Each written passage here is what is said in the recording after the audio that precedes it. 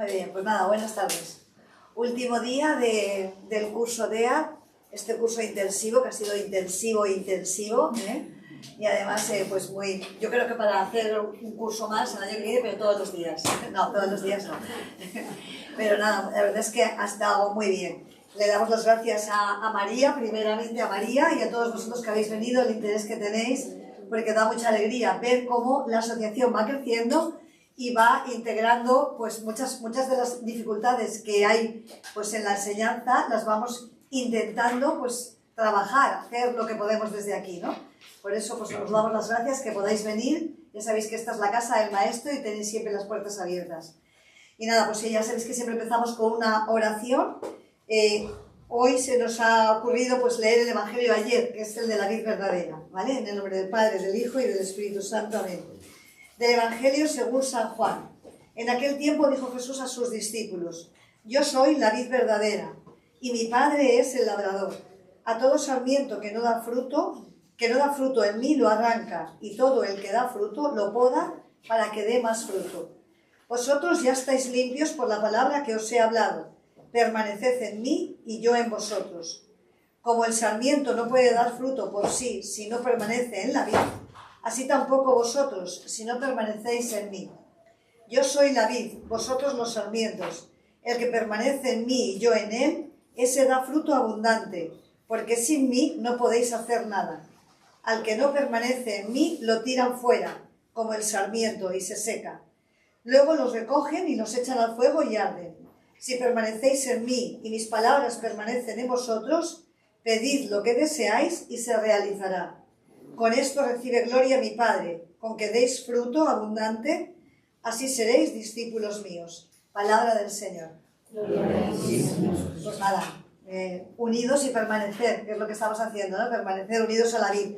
Y es así, porque además estamos dispuestos a ser podados, porque es verdad que en la enseñanza muchas veces metemos la pata y pues todos estos cursos, todas estas actividades que hacemos nos ayudan también a ser podados y a ser, pues eso, corregidos y desde luego también pues a poder cambiar muchas cosas de las que a veces vemos que no sabemos o que no entendemos o que las hacemos mal.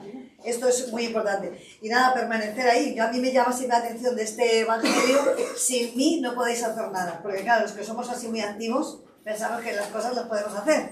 Y la realidad, a medida que vamos cumpliendo años, nos vamos dando cuenta que es verdad que sin él no podemos hacer nada. Y es así. Pero todos los días intentamos hacerlo todo nosotros, en vez de ponernos en sus manos. Pero nada, aquí estamos. Muy bien, pues nada, empezamos, María, para que no se nos haga tarde. Gracias. Bueno, pues buenas tardes. Un día más, ya el último.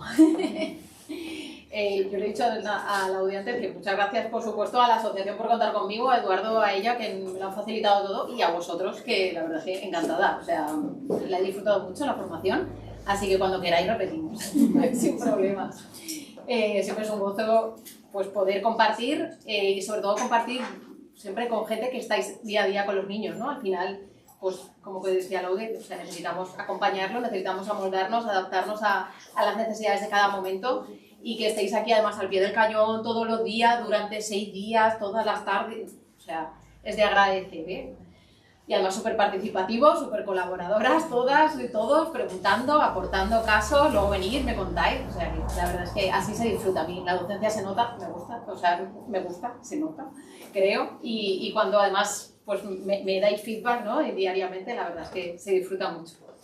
Así que nada, voy a intentar, ya me conocéis, voy a intentar ajustarme a los tiempos y estas cosas, pero bueno, soy un poco desastre, ya lo sabéis.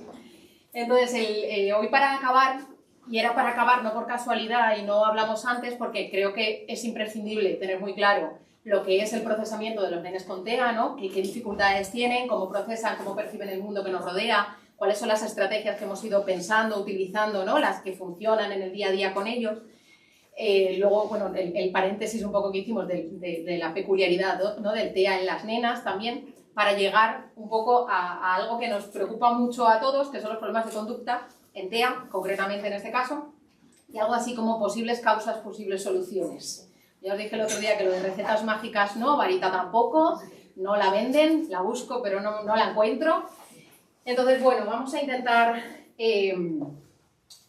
reflexionar entre todos también un poco sobre esto y sobre todo, como os decía, que creo que además por la duración también, ¿no? De que en 1 hora y media vamos a intentar contar todas estas cosas, lo que quiero sobre todo trasladaros es abriros mundo, ¿no? O sea, abriros campo a, igual que el TEA es mucho más que lo que pensábamos inicialmente, ¿no? Y espero haberos trasladado eso.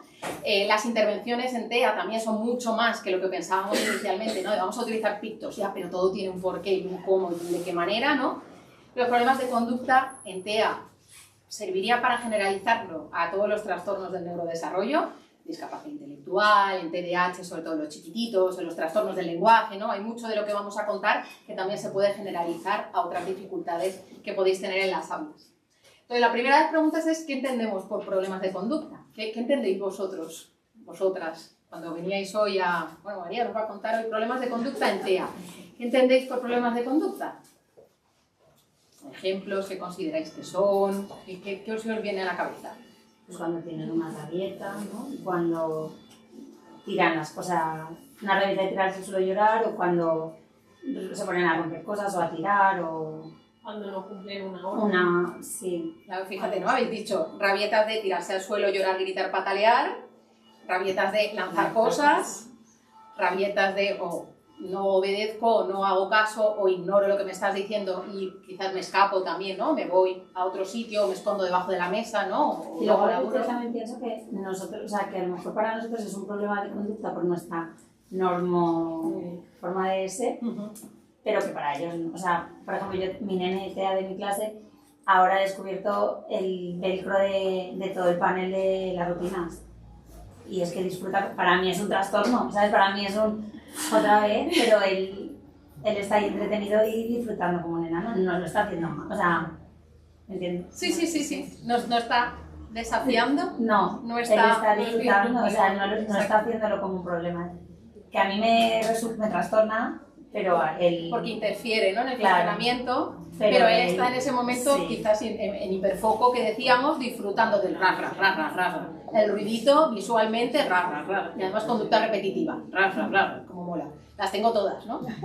Y además sé cómo va, porque lo quito y lo pongo, lo quito y lo pongo. Acordaros que cuando decíamos la incertidumbre mal, el no saber lo que va a pasar mal, cuando conozco qué va a pasar exactamente, mola más, me gusta más, ¿no? Me siento mejor, cuando encima lo puedo manejar yo, me siento mucho mejor, ¿no? Pensad en todo esto que estamos diciendo. Al final los nenes con TEA muchas veces viven en la incertidumbre, viven en el no sé qué está pasando en el mundo que me rodea y, bueno, pues hago lo que buenamente puedo, ¿no? Muchas veces hago conducta según cómo me va llegando la información, ¿no?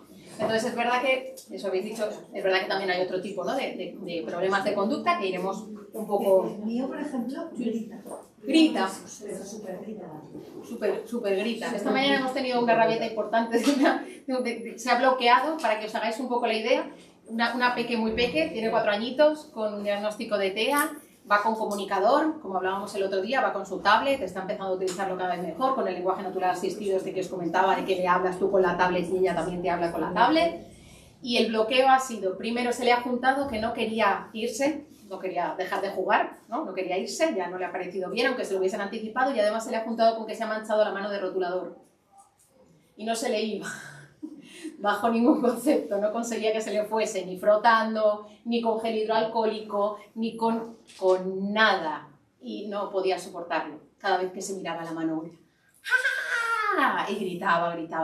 ¡Ah! Y no había manera, ¿no? Ese sí que ha sido, se ha metido en ese bucle, y al final, ¿qué creéis que ha conseguido calmarle, sacarla o que descongestionase de esa situación? Algo que me gusta mucho. Lo hemos intentado todo y no le ha funcionado nada. La madre. La madre ha llegado y lo ha hecho fenomenal, maravillosamente. Se ha sentado ahí a su lado en el suelo, aguantando, permitiendo, acompañando ese llanto, ese malestar. Cariño, yo sé que estás triste. Madre mía, qué mal lo estamos pasando, ¿verdad? Ha ido bajando. Cuando ha ido bajando, la ha cogido en brazos, la ha balanceado, sensorial, ¿no? Un vestibular que le calma a los bebés, a los niños chiquititos. Mamá, abrazo, cobijo, y además un balanceo, ella sensorial, muy sensorial. Bajando, y al final ha conseguido salir con su mano manchada de rotulado, pero ha conseguido salir por la puerta. Le ha calmado mamá. Es verdad que mamá no está en el cole, pero es un punto importante, ¿no? El conseguir ese vínculo, ¿no? Esa conexión con los nenes nos va a dar ya un mucho, ¿no? No me atrevo a decir porcentajes, pero un mucho, ¿no? Hay otros problemas de conducta, pues quizás más estridentes, ¿no? Si romper cosas, o autolesionarse, o agredir a otros, ¿no? Que es verdad que si el hecho del velcro me interfiere, pues el hecho de que pueda pegar a otro compañerito, que se pueda morder la mano él, que me pueda estirar del pelo a mí, o que pueda romper algo, la ventana o la puerta, o lanzar una patada, ¿no? A la puerta, o lanzar una silla, eso, ¿qué pasa con ese tipo de conductas? ¿Qué nos provoca a nosotros? A vosotros como adultos, como maestro de una clase en el que hay más niños. Pues un estrés. Total, ¿no? O sea, nos crea muchísima angustia y esa angustia hace que nos desregulemos nosotros también. Y eso es verdad. Cuando nos desregulamos nosotros también estamos perdidos, ¿no? Y entonces es verdad que cuando hay problemas de conducta así más significativos, siempre decimos, bueno, es muy importante en ese momento poder contar con alguien que venga en ese momento y que te saque a ti también, ¿no? Que te ayude a salir un poquito de esa burbuja o que venga de fuera y aporte un estímulo distractor desde fuera, una cara diferente, un momento diferente y te permita a ti salirte 2 segundos, ¿no? De esa situación, porque a veces estamos allí metidos y no somos capaces de verlo, ¿no? Desde fuera, porque nos angustiamos mucho. Pensamos, ¿no? Madre mía, ¿qué ha sido esto? Pero luego ya pasas a, y si no se calma, y si le hace daño, y si tal, y si cual, ¿no? Y acabamos metiéndonos en un bucle más importante. Si los problemas de conducta, las rabietas y tal y que cual ya son un problema de por sí, si lo unimos a niños con trastornos del neurodesarrollo, TEA, discapacidad intelectual, trastorno por déficit de atención con hiperactividad, trastornos del lenguaje, obviamente se hace un puzzle ya, complicado, ¿no? Entonces, perdona, lo que has dicho hasta ahora eran problemas de conducta de cualquier niño en cualquier situación. O sea, Sí, sin una situación normal. Yo es que te lo iba a preguntar antes, pero, Claro. ¿No? ¿Tenéis hijos? Sí, sí. ¿No han tenido rabietas? Vale, Que alguien me diga cómo lo hacéis. ¿No? Yo tengo un hijo con síndrome de Down y cuando coge la rabieta, lo que hago es eso. Hay veces lo que he hecho, que incluso cogiéndolo, quizá da patadas que no te deja. Entonces le hago un pequeño grito diciendo ¡ah! ¿No? O sea, para despistarlo, digamos. Entonces se queda así, parado, y a continuación ya lo... Consigues sacarlo, ¿no? De ese simplemente llamándole un poquito la atención, pero no haciéndole nada, sino simplemente con la voz, claro, ellos están escuchando y dicen, ¿qué pasa, no? Si estoy yo gritando, ¿cómo es que un ruido que llame la atención? Entonces se despistan. Yo es que lo había entendido un poco como ella, como que el problema de conducta era por su manera de comprender o no comprender lo que está pasando. No. Tú dices como dos Le puede pasar trastornos a que cohabitan. No, o sea, problemas de conducta puede tener cualquier niño. Claro. Y ahora dices, si encima se Si apunta encima con lo otro, metemos en un niño vale. con, ¿no?, trastorno del neurodesarrollo, pues se nos hace más complicado. Vale. Porque le sumamos, no olvidemos que los niños con trastorno del neurodesarrollo, con trastorno del espectro del autista concretamente, son niños. Esa es la primera. Entonces, rabietas de niños tienen. Pero luego aparte tienen rabietas por su propio procesamiento. Y además, nuestra manera de intervenir con ellos, ¿no?, nuestra manera de intentar sacarlos de esa rabieta, va a tener que estar relacionado también en cómo percibe él el mundo. Porque si intentamos sacarlo de otra manera, ¿no? Muchas veces nos pasa a papás, mamás que intentan en ese momento, pues empiezan a proporcionarle estímulos para intentar sacarlo, ¿no? Con mi angustia de necesito que deje de llorar, necesito que deje de sentirse mal.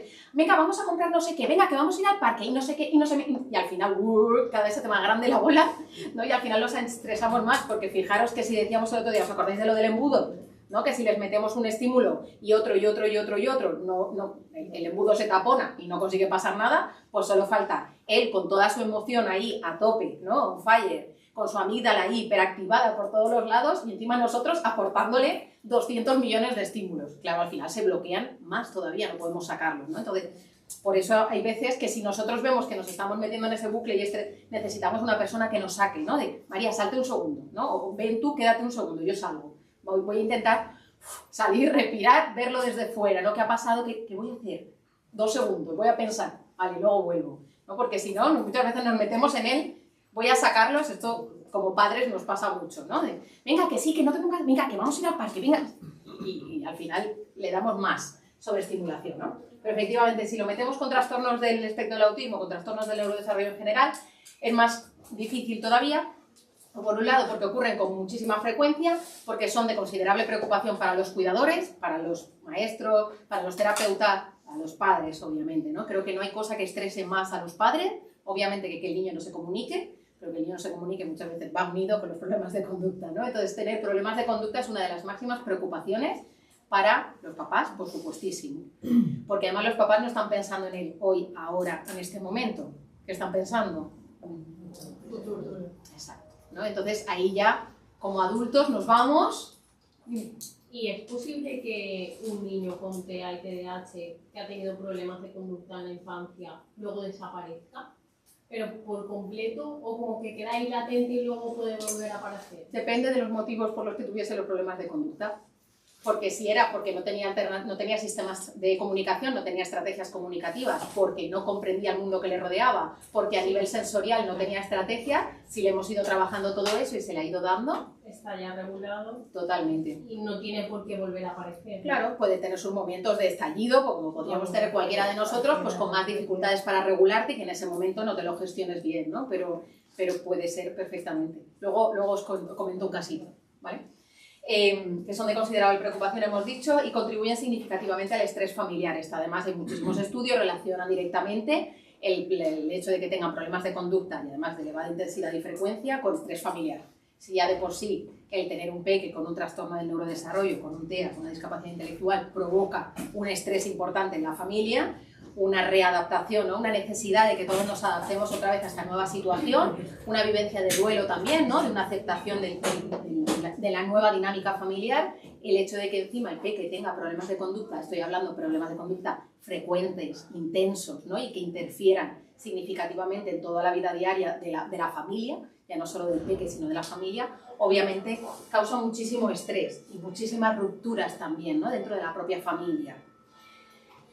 Datos preocupantes, tasas hasta 4 veces más frecuentes de problemas de conducta si tienes TEA, trastornos del neurodesarrollo, discapacidad intelectual, frente a un peque que no tenga, ¿no? Estas dificultades, mucho más prevalentes, trastornos de conducta y trastornos psiquiátricos también, ¿no? Un poco eso, el por qué la familia se preocupa, se agobia y es causa de estrés. Lo que os decía es una de las principales causas de estrés para los cuidadores. La agresión, los comportamientos, sobre todo autodestructivos, también el componente de hiperactividad. No hablo de TDAH, pero ese componente de inquietud motora que tienen los niños incapacita mucho a la familia, ¿no? Le estresa mucho a la familia porque no saben qué hacer. Les agobia muchísimo en ese sentido. También la impulsividad, ¿no? Salir corriendo en un momento determinado, ir cogidos de la mano y salir a cruzar la calle o salir de un parque y lanzarse desde arriba, ¿no? Sin medir, sin frenar 2 segundos para ver o para preguntar o para mirar a papá o a mamá, ¿no? O para ver si hay alguien para salvarme. Eso estresa muchísimo a la familia porque además pone en peligro la seguridad del propio niño, ¿no? Entonces a partir de ahí ya nuestro raciocinio también se nubla un poco, ¿no? Cuando el niño puede tener un accidente, a partir de ahí ya no nos da tampoco para pensar con claridad, ¿no? A nosotros. Obviamente en ese momento es cuando papá mamá lo engancha como buenamente pueda, ¿no? Lo arrastra porque se dan unas circunstancias en las que en ese momento me cuesta, ¿no? Lidiar con la situación, no me da para frenar y pensar cómo reaccionar ante esto. Como decía, ¿qué entendemos por problemas de conducta? En el DSM este maravilloso que os digo siempre, el DSM-5-TR, este manual diagnóstico donde está todo lo de los trastornos del neurodesarrollo dentro del trastorno del espectro autista, hay un apartadito también que, como se llama, trastornos destructivos del control de impulsos y de la conducta. Y ahí dentro están cositas que seguro que habéis escuchado y que algunos de vuestros niños seguramente tengan diagnosticado de manera concurrente. Trastorno negativista desafiante, ¿os suena este? Sí, ¿no? Este lo tienen muchos. Os hago un spoiler, la mitad no lo tienen. Pero bueno. Trastorno explosivo intermitente, este es menos frecuente en los trastornos del neurodesarrollo, es quizás más frecuente en la población normotípica, entre comillas, ¿no? Sin trastorno del neurodesarrollo, es este que estalla de repente, ¿no? De vez en cuando, cada X frecuencia estalla.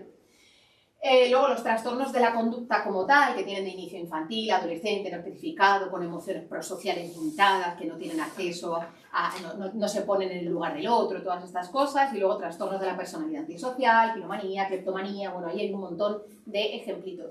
Cuando estamos hablando de problemas de conducta, sobre todo en un trastorno del neurodesarrollo, no estamos hablando de esto, ¿vale? no estamos hablando de esto, porque no es lo mismo. Trastorno de conducta es igual que trastorno del espectro autista, es igual que trastorno del desarrollo intelectual, es decir, discapacidad intelectual, o que el TDAH. Los trastornos de la conducta tienen unos criterios diagnósticos que tienen que ser evaluados y que si los cumple tendrá un trastorno de la conducta de distinto tipo. Pero otros muchos niños pueden tener problemas de conducta sin tener trastorno de conducta, ¿vale? Esto también es importante. Otra cosa luego es lo que se ponga en los diagnósticos y todas estas cosas que ahí no me meto, ¿no? Entonces, ¿qué son los problemas de conducta? Esta definición la plantean Emerson y colaboradores hace muchos años, veis que es del 99, luego tiene otras revisiones, ¿no? Pero las iniciales son del 99. Y fijaros en la definición, no es centrado en TEA, ¿eh? Luego entraremos un poquito más en TEA, pero hace una definición de problemas de conducta que creo que es muy interesante comprender. Plantea que son comportamientos anormales, ya sabéis que lo de anormales porque viene del inglés, de la traducción, regulinchi la traducción, pero vale, no es nuestro concepto de con esa connotación negativa para nada, sino que se sale de la norma, ¿vale? Comportamientos que se salen de la norma desde el punto de vista sociocultural, o sea, estamos hablando que los problemas de conducta están dentro de un contexto sociocultural, que tienen intensidad, frecuencia y duración, tales que conllevan o bien una alta probabilidad de poner en grave compromiso la integridad del propio individuo o de los que están a su alrededor, o que conlleva, y aquí viene tu niño con el ras, una limitación clara de las actividades del individuo y una restricción importante del acceso a los recursos y servicios de la comunidad, ¿no? Dice, yo lo entiendo como un problema de conducta. Sí, efectivamente es entendido como un problema de conducta porque estamos hablando de un comportamiento que está fuera de la norma desde el punto de vista sociocultural en ese momento y que además la segunda parte es la que me resulta más importante, ¿no? Que es que en ese caso a él le está limitando el acceso a otras situaciones de juego, de dinámica, ¿no? De aprendizaje. Ese es el punto del problema de conducta, ¿no? No tanto lo que es la conducta en sí, sino que no le está permitiendo a él, y por eso a nosotros nos causa tantísimo estrés, aparte de porque nos interfiera, ¿no? En la dinámica. Por tanto, la conducta debe ser entendida en función de las características de la persona, las características de la conducta, pero también las características del contexto, ¿no? Entonces, como siempre, no debemos entender nada aislado, ¿no? Al final, una conducta forma parte de una conducta, de un registro de conductas de una persona que tiene unas características que además se encuentra en un contexto, ¿no? En un contexto educativo, cultural, etc. Entonces, bueno, nada, lo he puesto lo mismo, pero un poquito más desmenuzado. Pues además son problemas de conducta en función de ¿qué? En función de muchas cosas. Y esto a nosotros realmente nos lleva a pensar que un problema de conducta es tal, o a considerar que es un problema de conducta en función de las creencias y las actitudes del entorno. Es decir, una misma conducta en un contexto, en un entorno o en otro entorno puede ser entendida como un problema de conducta o no, ¿no? Un niño que se pone a saltar encima del sofá en casa o encima de la cama en casa, bueno, problema de conducta en sí, pues no mucho, depende de la edad del niño, del tamaño, ¿no? Y de todas estas cosas, pero en sí no. Sin embargo, si entra por la puerta de casa de, yo qué sé, del vecino, o coge la puerta y se va directamente a la cama del vecino a saltar, sí que es un problema de conducta, ¿no? Dependiendo del contexto. Dependiendo de la intensidad de la conducta. Probablemente el peque ras, lo hace 2 veces, lo deja y ya está, ¿no?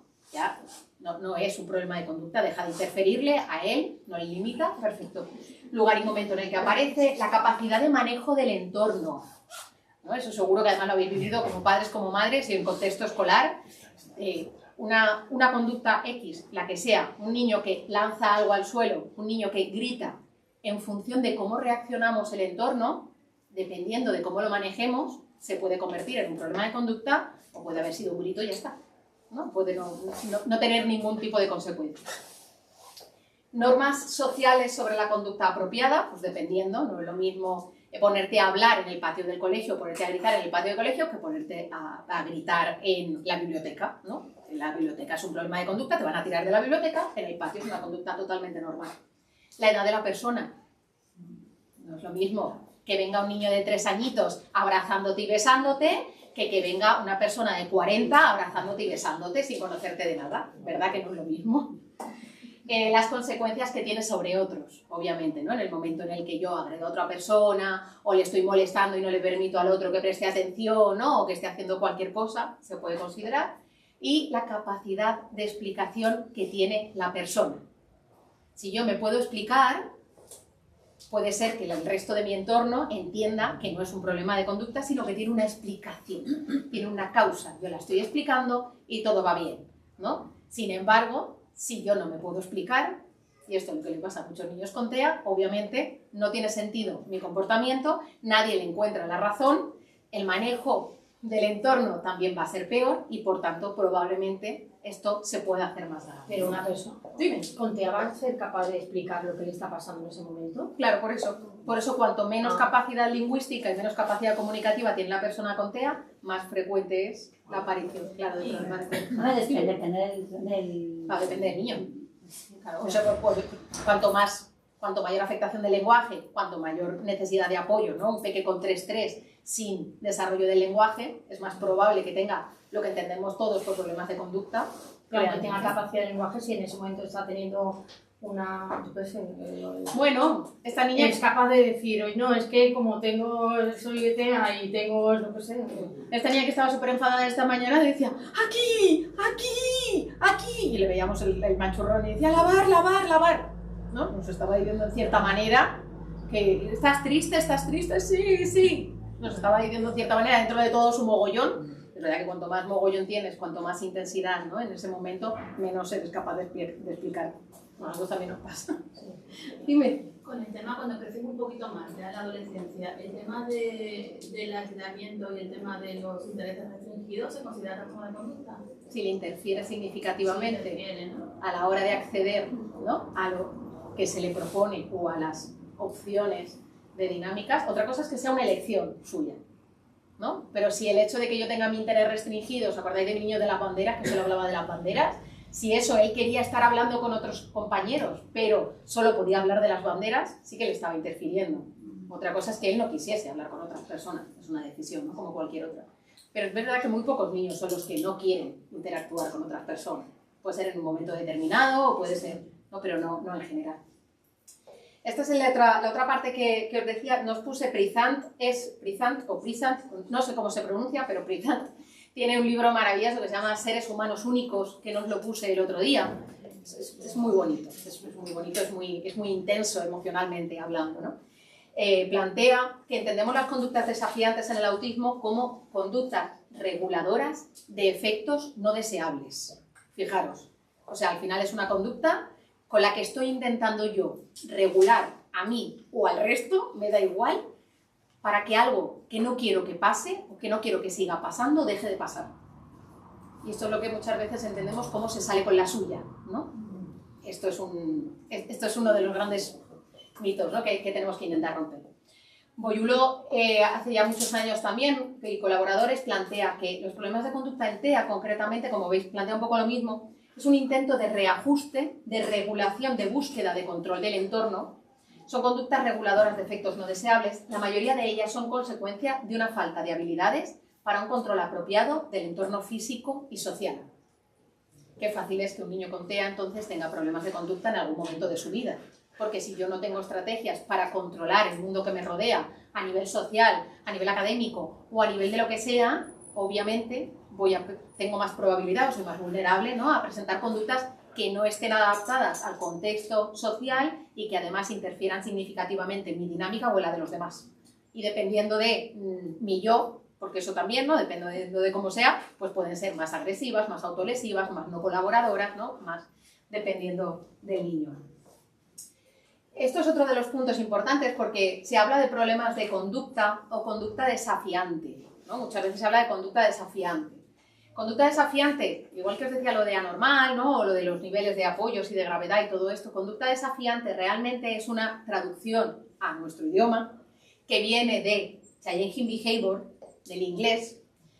Claro, la traducción literal es conducta desafiante, pero realmente a lo que hace referencia o lo que deberíamos entender como una conducta desafiante no es que esa conducta sea un desafío del niño hacia mí como persona, no me está desafiando a mí. No seamos tan egocéntricos, no nos está desafiando a ninguno de nosotros. Realmente lo que es un desafío para mí, para adulto, para cualquiera de los adultos que estamos con ese niño, es comprender lo que está pasando y poder ayudarle de la manera más adecuada, ¿no? Entonces, me gusta mucho esta interpretación, ¿no? Esta otra visión que se le da, como veis ahí, es un desafío, un reto que la emisión de una determinada conducta, independientemente de la forma y la funcionalidad, supone para la persona que intenta cubrir las necesidades de esa persona, sea familiar, cuidador, terapeuta, quien debe investigar el porqué de la conducta, no tanto el qué, no tanto la conducta, sino el porqué. Exacto, ¿no? Ahí es donde tenemos que ir. Es verdad que esto a veces, pues bueno, nos complica un poquito la vida porque no siempre resulta fácil, ¿no? Encontrar el porqué. Es cambiar un poco la perspectiva de me está desafiando, no puede salirse con la suya, o si cedo gana, que esto es muy típico, ¿no? La decimos siempre, a qué difícil me resulta comprender qué es lo que pasa, qué es lo que necesita y cómo puedo ayudarle, ¿no? Este es un poco el cambio, el cambio de prisma, ¿no? Que le tenemos que dar a esto, porque además si nos ofuscamos aquí, vamos a ver que no cambiamos nada, igual cambiamos a peor, igual aumentan la intensidad de las conductas, ¿no? Porque además, si jugamos a esta, muchas veces los que los pasa, no me he metido en modificación de conducta, porque no toca en terapia, en trastornos del espectro autista, no toca hablar de modificación de conducta mucho, de refuerzo positivo, negativo y todas estas cosas, pero cuando nos metemos en esta, en pensar, en entender que es que lo hace porque le da la gana, es que lo hace porque no quiere hacer esto, es que lo hace porque, pero lo tiene que hacer, normalmente en lo que caemos nosotros es en un refuerzo, los psicólogos llamamos intermitente, ¿no? Intermitente es como los juegos de azar. Los juegos de azar enganchan poco o mucho. Muchísimo, ¿verdad? Crean ludopatías, crean trastornos adictivos importantes y todo esto. ¿Por qué? Porque proporcionan a la persona que juega un refuerzo intermitente. ¿Qué quiere decir eso? Que yo meto una moneda, gano, no gano, no gano, gano, gano, no gano. Como nunca sé cuándo voy a ganar, sigo jugando, ¿no? Es un poco la dinámica, al final, a nivel cerebral, circuito de recompensa, lo que sucede es, como no sé cuándo voy a ganar, esto me engancha porque pero es que en algún momento gano, voy a seguir jugando. Lo que sucede cuando le doy un refuerzo intermitente es esto que hacemos muchas veces, no, pero no le voy a hacer caso porque me han dicho que lo ignoren, entonces no le voy a hacer caso. Pero cuando de repente el niño tira algo de cristal al suelo, ¿qué hago? Le hago caso. Obviamente le tengo que hacer caso, no digo que no haya que hacerle caso, ¿no? Pero cuando jugamos a esta, a buscar, no, voy a ir solo a la conducta, a intentar que la conducta desaparezca porque no se va a salir con la suya, normalmente como adultos caemos en un refuerzo intermitente. No le voy a ignorar porque no esto, pero al final acabo haciéndole caso, o cuando llega y grita más fuerte, no hace falta que rompa nada, ¿no? A veces cuando grita un poco, no, grita más, no, grita más, no. Cuando ya lleva 17 y grita no sé cuántos decibelios, entonces ya es de, bueno, ya está bien. ¿Qué pasa el día siguiente? Que va a empezar a gritar a los no sé cuántos decibelios. Y entonces yo que empiezo ya fuerte, digo, no le voy a hacer caso, no le voy a hacer caso, y entonces grita más, ¿no? Más y más, y hace una escalada de conducta. Pero no nos equivoquemos que no está intentando salirse con la suya, está intentando utilizar una estrategia que el otro día le funcionó para que el mundo dejase de hacer lo que no quería que se hiciese o para que el mundo hiciese lo que él necesitaba que hiciese. Entonces, bueno, voy a utilizar la misma estrategia porque es lo que me funciona, ¿no? Entonces, nosotros como empezados tenemos un caso que estamos ahí, que está sin diagnosticar, pero bueno, tiene muchos problemas. ¿Qué tenemos que hacer ante esta situación? Vamos a ver. Vamos a ver.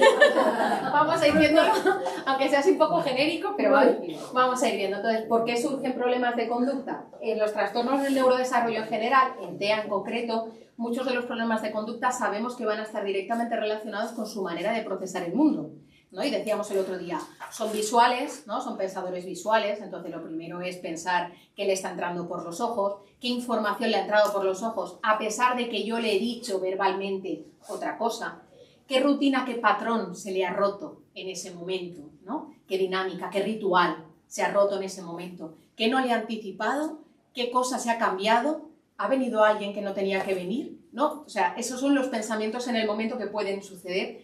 ¿Qué alineación se le ha roto? ¿Qué juguete no ha podido coger ese día? ¿Qué cosa le he cambiado yo del aula? Es posible que sea por cualquiera de estas situaciones. Hay una sobresaturación a nivel sensorial, hay mucho ruido, hay muchos niños, hay mucho movimiento, le pica, le duele, ¿no? Tenemos muchos campos abiertos, porque es verdad que en trastornos del neurodesarrollo los problemas de conducta, pues bueno, hay veces que nos da la sensación de que suceden cualquier día de la semana, cualquier momento del día, a cualquier hora y de cualquier manera. Esto pocas veces es así. Lo que pasa es que hay veces que sin un buen manejo por parte del entorno, a veces cada vez se va haciendo la pelota más grande y efectivamente llega un momento en el que la sensación es todo el día igual, ¿no? Que esto los papás lo dicen muchas veces.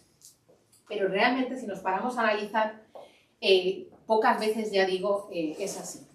Una clasificación entre otras muchas, esta es una de las escalas, a mí me gusta, de problemas de conducta, es dentro del ICAP. Yo no sé si conocéis el ICAP, se utilizaba antes mucho, toda la parte sobre todo de servicios sociales, de residencias, de servicios de discapacidad. Es un inventario para la planificación de servicios y programación individual que tiene muchas escalas de evaluación. Es antiquísima, es verdad, es del, no sé, del 80 y tantos o del 70, no sé, es bastante antigua, pero es verdad que es española, está baremada en población española y está. A mí me gusta la escalita que tiene de problemas de conducta porque clasifica, divide los problemas de conducta en problemas de conducta externos, internos y asociales. Pese a que está pensado para discapacidad intelectual, ahora veréis que describe bastante bien todos los problemas de conducta que más o menos puede aparecer en un niño también con trastorno del espectro del autismo. Dentro de los de conducta externos están conductas disruptivas. Conductas disruptivas entiende por aquellas conductas que interfieren en las actividades de otros. Por ejemplo, abrazar en exceso a otros niños mientras están jugando. Discutir o quejarse por todo, buscar pelea, reírse cuando no toca, llorar cuando no toca, es decir, interferir, digamos, en la dinámica, ¿no? En la dinámica, interferir en la dinámica de los demás. Conductas luego heteroagresivas o de daño a otros, es decir, agresión explícita a cualquier otro niño, persona, animal, etc. Destrucción de objetos, no decía, lanzar cosas, obviamente sillas, mesas, lo que haga falta. Luego los de conducta asocial, que son pues aquellos que pues interfieren, ¿no?, significativamente o que no cumplen, ¿no?, los patrones normativos dentro de la conducta social, sobre todo comportamiento, perdón, no es la social, estos son los internos, se me ha colado, me he colado, estos son los asociales y estos son los internos, ¿vale? Está mal el titulito, os lo cambiaré antes de pasarlo. Estos son los internos, que son comportamiento autolesivo a mí mismo, la más frecuente, morderse la mano, pegarse golpetazos en la cabeza, ¿no?, o arañarse. Fijaros que están los hábitos atípicos o repetitivos, las estereotipias, ¿no? Por lo que decía, no intereses restringidos como tal, pero sí que están las estereotipias, es decir, aquellas conductas inusuales, repetitivas, que hacen que el niño no pueda acceder a las dinámicas, ¿no?, al funcionamiento en ese momento, o que no pueda acceder, por ejemplo, un niño que aletea, decíamos el otro día, ¿no?, un niño que aletea, bueno, pues el aleteo es una conducta estereotipada, repetitiva, que le permite regularse y que aparecen determinadas conductas. Si el niño está aleteando durante toda la mañana, ¿es un problema de conducta? Sí, porque interfiere significativamente en...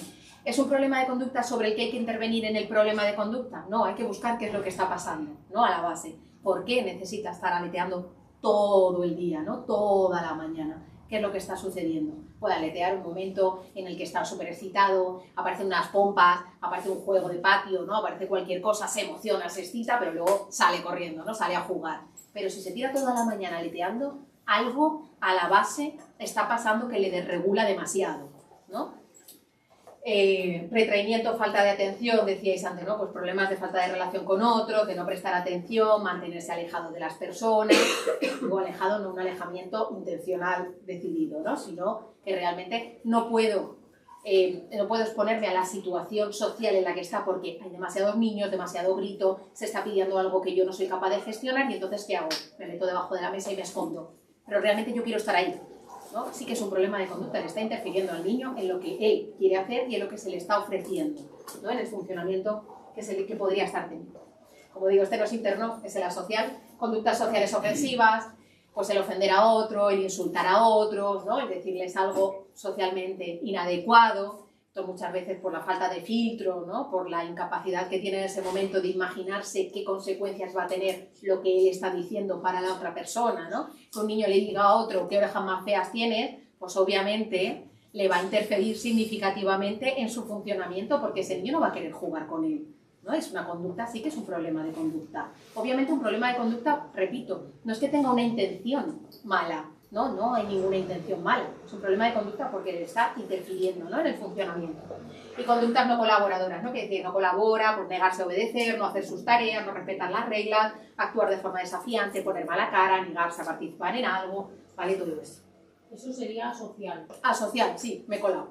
Estas son las asociales, estas dos, y estas son las internas, ¿vale? Os lo cambiaré antes de pasar. ¿De algún modo serían las que indicarían que podría tener TEA o no tiene nada que ver? No, puede tener cualquiera. ¿Es una clasificación? Sí, de hecho eso está pensado para discapacidad intelectual, lo que pasa es que se acopla perfectamente también al trastorno del espectro del autismo.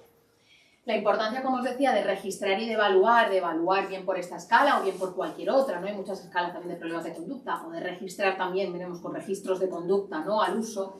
La importancia es para poder registrar de una manera objetiva. Digo objetiva entre comillas porque al final lo estamos registrando nosotros, ¿no? Nosotros, los padres, los maestros, los terapeutas, al final somos personas que estamos viviendo esa situación y que, bueno, objetivos somos en la medida de nuestras posibilidades, ¿no? Pero es verdad que a la hora de escribir, no sé si os ha pasado alguna vez, ¿no?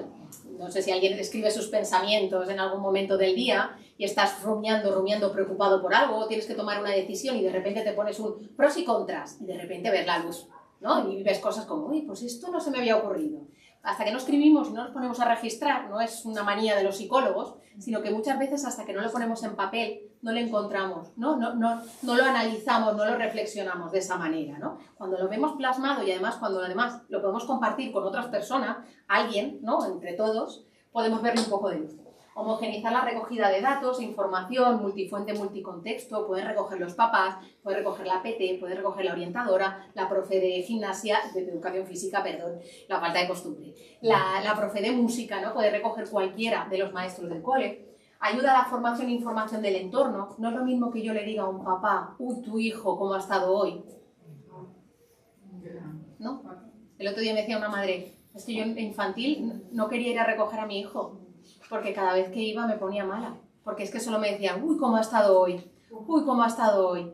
Y yo iba la abuela por él, porque si iba yo me ponía mala, yo ya sé cómo ha estado hoy, pues en casa está igual, ¿no?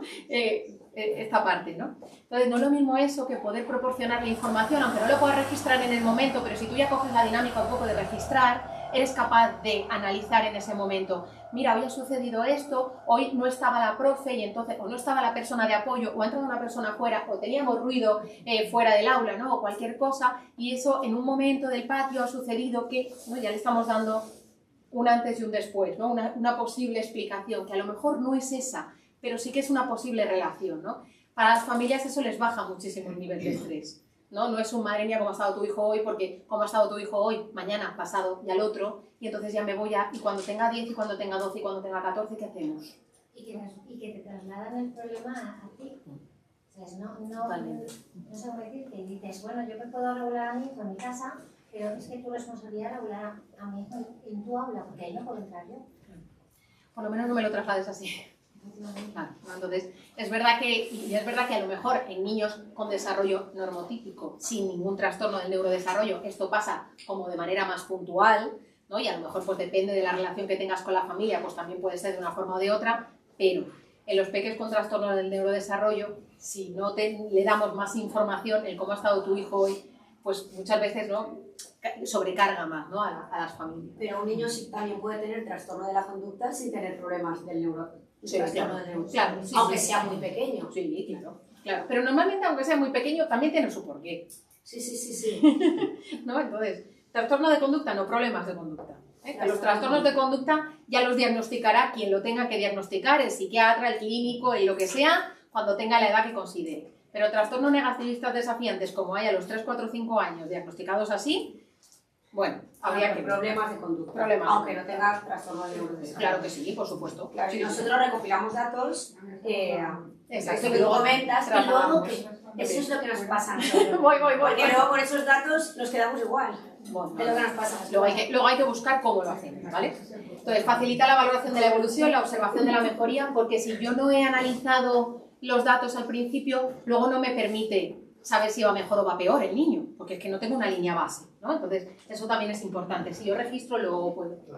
Os decía antes, os contaba un casito, os lo he soltado así un poco en diapos, en las que van así con el fondo rosita, son del niño que es motivo de mi tesis doctoral, que fue de problemas de conducta en autismo. Él fue el culpable, él y su familia, por supuesto, los quiero muchísimo y vamos con ellos hasta el fin de los días. La primera vez que yo conocí a este peque, estos eran algunos de los problemas de conducta que referían la familia. Autolesivos, golpearse la cabeza contra el suelo, pegar fuerte un objeto con sus manos, morderse, heteroagresividad, pegar con sus manos a otra persona, arañar, pellizcar, lanzar un objeto, empujar, destrucción de objetos, romper una silla lanzándola con el suelo, romper libros, vasos, platos, y así una tras otra. Como veis, había de lo que quisieses y más. Todas. El peque tenía 4 añitos y medio por aquel entonces. cuando yo lo conocí. Ya os hago spoiler, este niño no ha sido medicado nunca, ahora mismo tiene 16 años y va a estudiar un módulo de adaptado, obviamente, pero va a estudiar un módulo de quiere ser artista fallero. Así que ahí lo tenéis, ¿eh? No ha sido medicado nunca. En ese momento se le dijo, obviamente, hay que medicar, los padres decidieron que no.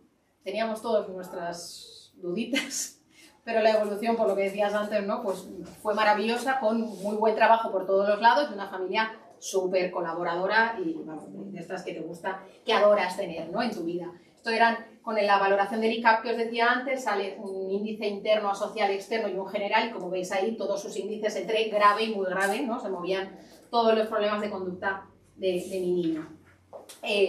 Os dejo el caso de Carly, no lo pongo porque además luego se va a cortar en el vídeo, entonces no lo pongo, pero os animo a que lo veáis un poquito y os cuento. Carly es una chica con trastorno de espectro del autismo. Ahora ya no sé decir la edad que tiene, porque cada vez que lo cuento le voy añadiendo años, pero se me va la edad. Pero vamos, pasada la adolescencia ya está.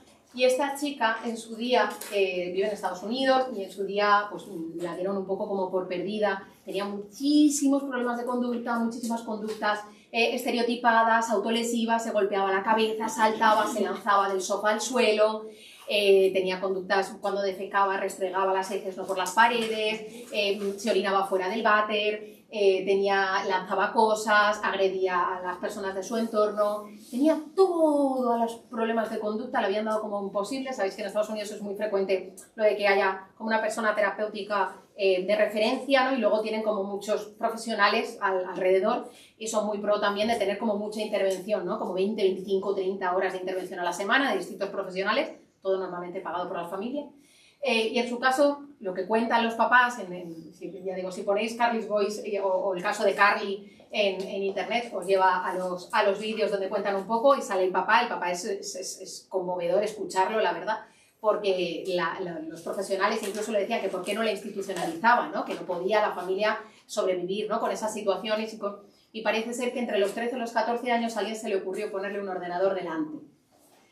Se puso un ordenador delante y la primera palabra que escribió esta chica, se pone los pelos de punta, es help, ayuda. Y luego escribió hurt, herida. Fueron las dos primeras palabras que escribió. Esta chica ha escrito un libro, esta chica tiene un blog. Sigue teniendo conductas estereotipadas, repetitivas, pero de repente encontró una vía de comunicación. Y empezaron a bajar, a reducirse todos los problemas de conducta. Tiene conductas repetitivas, estereotipadas, obviamente se desregula, obviamente tiene muchas dificultades. Es una chica no verbal, pero sí escrito. No totalmente, pero empezó a tener un contacto con el mundo. Era capaz, además con un morro, ¿no? Adolescente total, salí en el mini documental que hace, ¿no? Como le pregunta a uno de los reporteros que le está preguntando tal, y cuando le dice, yo tengo un hijo, y la tía le pregunta, ¿y es guapo? ¿No? O sea, fijaros hasta qué punto conexión con el entorno, o sea, pero claro, no conectaba con el mundo, no entendía nada de lo que le llegaba, no podía comunicar nada, y de repente empezó a escribir. Nadie le había enseñado a escribir. Obviamente llevaba trabajo terapéutico de toda la vida, viendo palabras escritas, viendo tal, y todo eso había ido haciendo ahí y de repente salió. Nadie le había enseñado a escribir. No, a escribir como tal, nadie se había planteado si era una niña con todos los problemas de conducta del mundo, no verbal, que le habían dado con discapacidad intelectual también asociada, ¿no? Y con todas las historias. Y en 14 años ningún profesional le dejó un ordenador. Estoy hablando, ya estaría mayor. De hace 20 ya digo, tendrá 20 y tantos años. No puedo decirte qué edad tiene. ¿Cuánto grado de discapacidad le dieron? No lo sé, en Estados Unidos no sé cómo va eso. No lo sé. La verdad es que no lo sé, no he indagado sobre ello, ¿eh? Es que el libro está solamente en inglés, estoy esperando a que lo traduzcan para poder leérmelo. Pero ya os digo, en el documental o en los reportajes están subtitulados, eso se pueden ver perfectamente, ¿no? Y ella es verdad que sale en el reportaje, ¿no? Va recogiendo momentos, grabaciones de vídeos, de terapia, de cuando era más pequeña, de tal y cual, y solamente el cómo le cambia la expresión facial cuando encuentra un sistema de comunicación, es otra niña, ¿no? Además tiene una melliza gemela, no recuerdo exactamente, ¿no? La que luego empieza a salir con ella y con sus amigas, o sea, que obviamente no todos los casos son así, pero nos dice mucho, ¿no? Nos dice que cambió mucho. Radical, pero claro, es que se pudo empezar a comunicar, claro, ¿no? Es que yo no me imagino si yo no pudiese hablar, ¿no? Como luego al público no me gusta hablar, no me lo imagino. La informática les encanta porque se descargan ahí, le ha pasado lo mismo cuando le compré el móvil y ya la informática ya se metía ahí ya. Claro, y con redes sociales, ¿no? También le pasa, con todo lo que son mensajes, ¿no? Igual no se comunican verbalmente, pero por mensajes sí. Y los más chiquititos, lo que te decía el otro día, cuando de repente empiezan a entender los pictogramas, empiezan a entender los dibujos, y cuando ellos se dan cuenta de que pueden dibujar y pueden organizarse la vida, es increíble, ¿no? Es verdad que esto, pues bueno, a lo mejor en la etapa de primaria no lo vemos, o a lo mejor pasa más tarde, pero bueno, que al final toda pedra fue pared, ¿no? Y todo al final se va quedando, ¿no? En todo esto. ¿Los problemas de conducta cambian con el tiempo? Sí. El aumento en la frecuencia y la gravedad del comportamiento autolesivo a lo largo del tiempo correlaciona negativamente con el interés y el placer. Es decir, a más interés y más placer, menos conductas autolesivas. Qué curioso, ¿no? Yo la mía se quitaba las uñas, empezaba a limárselas, se hizo una herida que se las quitaba, y era las uñas. Y la tenía que llevar a la dermatóloga y midiendo las uñas y estábamos viendo a ver el nerviosismo era lesionarse. Salía por la ansiedad. Pero cuando descubrió el móvil, los amigos, hablar por el móvil, el ordenador, ya las uñas las tienen ya largas. Claro, esto es como nuestra salud mental. Cuando tienes un proyecto de vida, ¿no?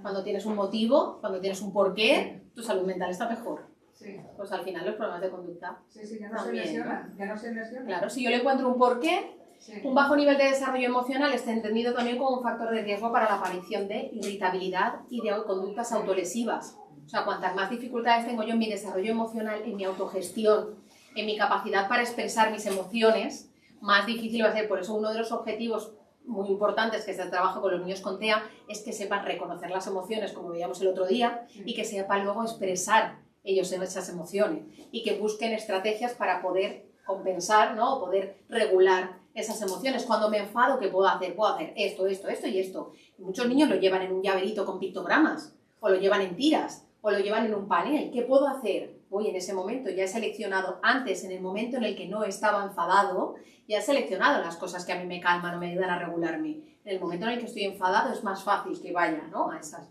estrategias. El estrés percibido y el agotamiento emocional entre los trabajadores de apoyo también correlaciona positivamente con la aparición de conductas desafiantes. Y esto también es curioso. Cuanto más quemados estamos nosotros, más conductas desafiantes aparecen. ¿Tiene sentido? Sí.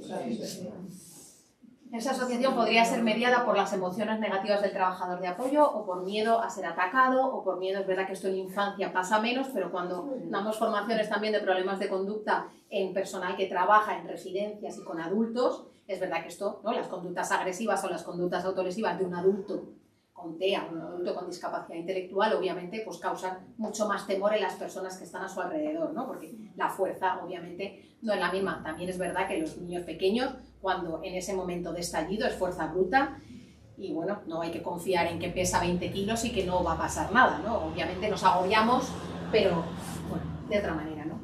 Correlación positiva, como decía, entre problemas de conducta también y dificultades en el procesamiento sensorial. ¿Os acordáis de todo lo que hablábamos en la parte sensorial? Cuanto más me molesta, cuanto más me desregula las texturas, los olores, los sonidos, visualmente, el contacto con las cosas, la necesidad de movimiento, ¿no? El otro día alguien me preguntaba, ¿no? Creo que me preguntabas tú, y ayer me acordaba mucho de ti porque me decía uno de mis niños, tengo 3 niños en grupo en una de las sesiones, ¿no? Venga, vamos a sentarnos tal, que hay que empezar la actividad porque teníamos un juego montado para que negociasen entre ellos, ¿no? Y todo esto, y entonces, vamos, hay que empezar sentado, ponemos ahí. Primero, estar sentados en la silla, ¿no? Entonces, tenía 2 niños sentados y el tercero era imposible que se sentase. Habitualmente esto le pasa, pero hay días que le pasa más todavía, ¿no? Mi niño, lo que le hemos enseñado en ese momento fue capaz de decirme, ¿puedo sentarme en el suelo? Oye, estrategia maravillosa. No se puede sentar en la silla porque en ese momento no puede sentarse en la silla. O sea, necesita estar sentado en el suelo. ¿Por qué? Porque en el suelo me siento, apoyo un lado, apoyo el otro, me apoyo los brazos, me apoyo tal. En la silla tengo que estar sentado así. Claro, no me da para mucho más. Entonces él necesita en ese momento como más propiocepción y más movimiento, y en la silla no va a estar en tanto movimiento como si estoy en el suelo. Entonces él estaba sentado en el suelo donde tenía que estar porque estaba ahí esperando ansioso a la actividad que le gustaba mucho, pero es que no podía estarse quieto, entonces estaba para un lado, para el otro, para tal, para todos los lados, bailando el baile sambito. Pero la estrategia ahí no es, no cariño, tienes que estar sentado en la silla porque si no, no puedes empezar a jugar.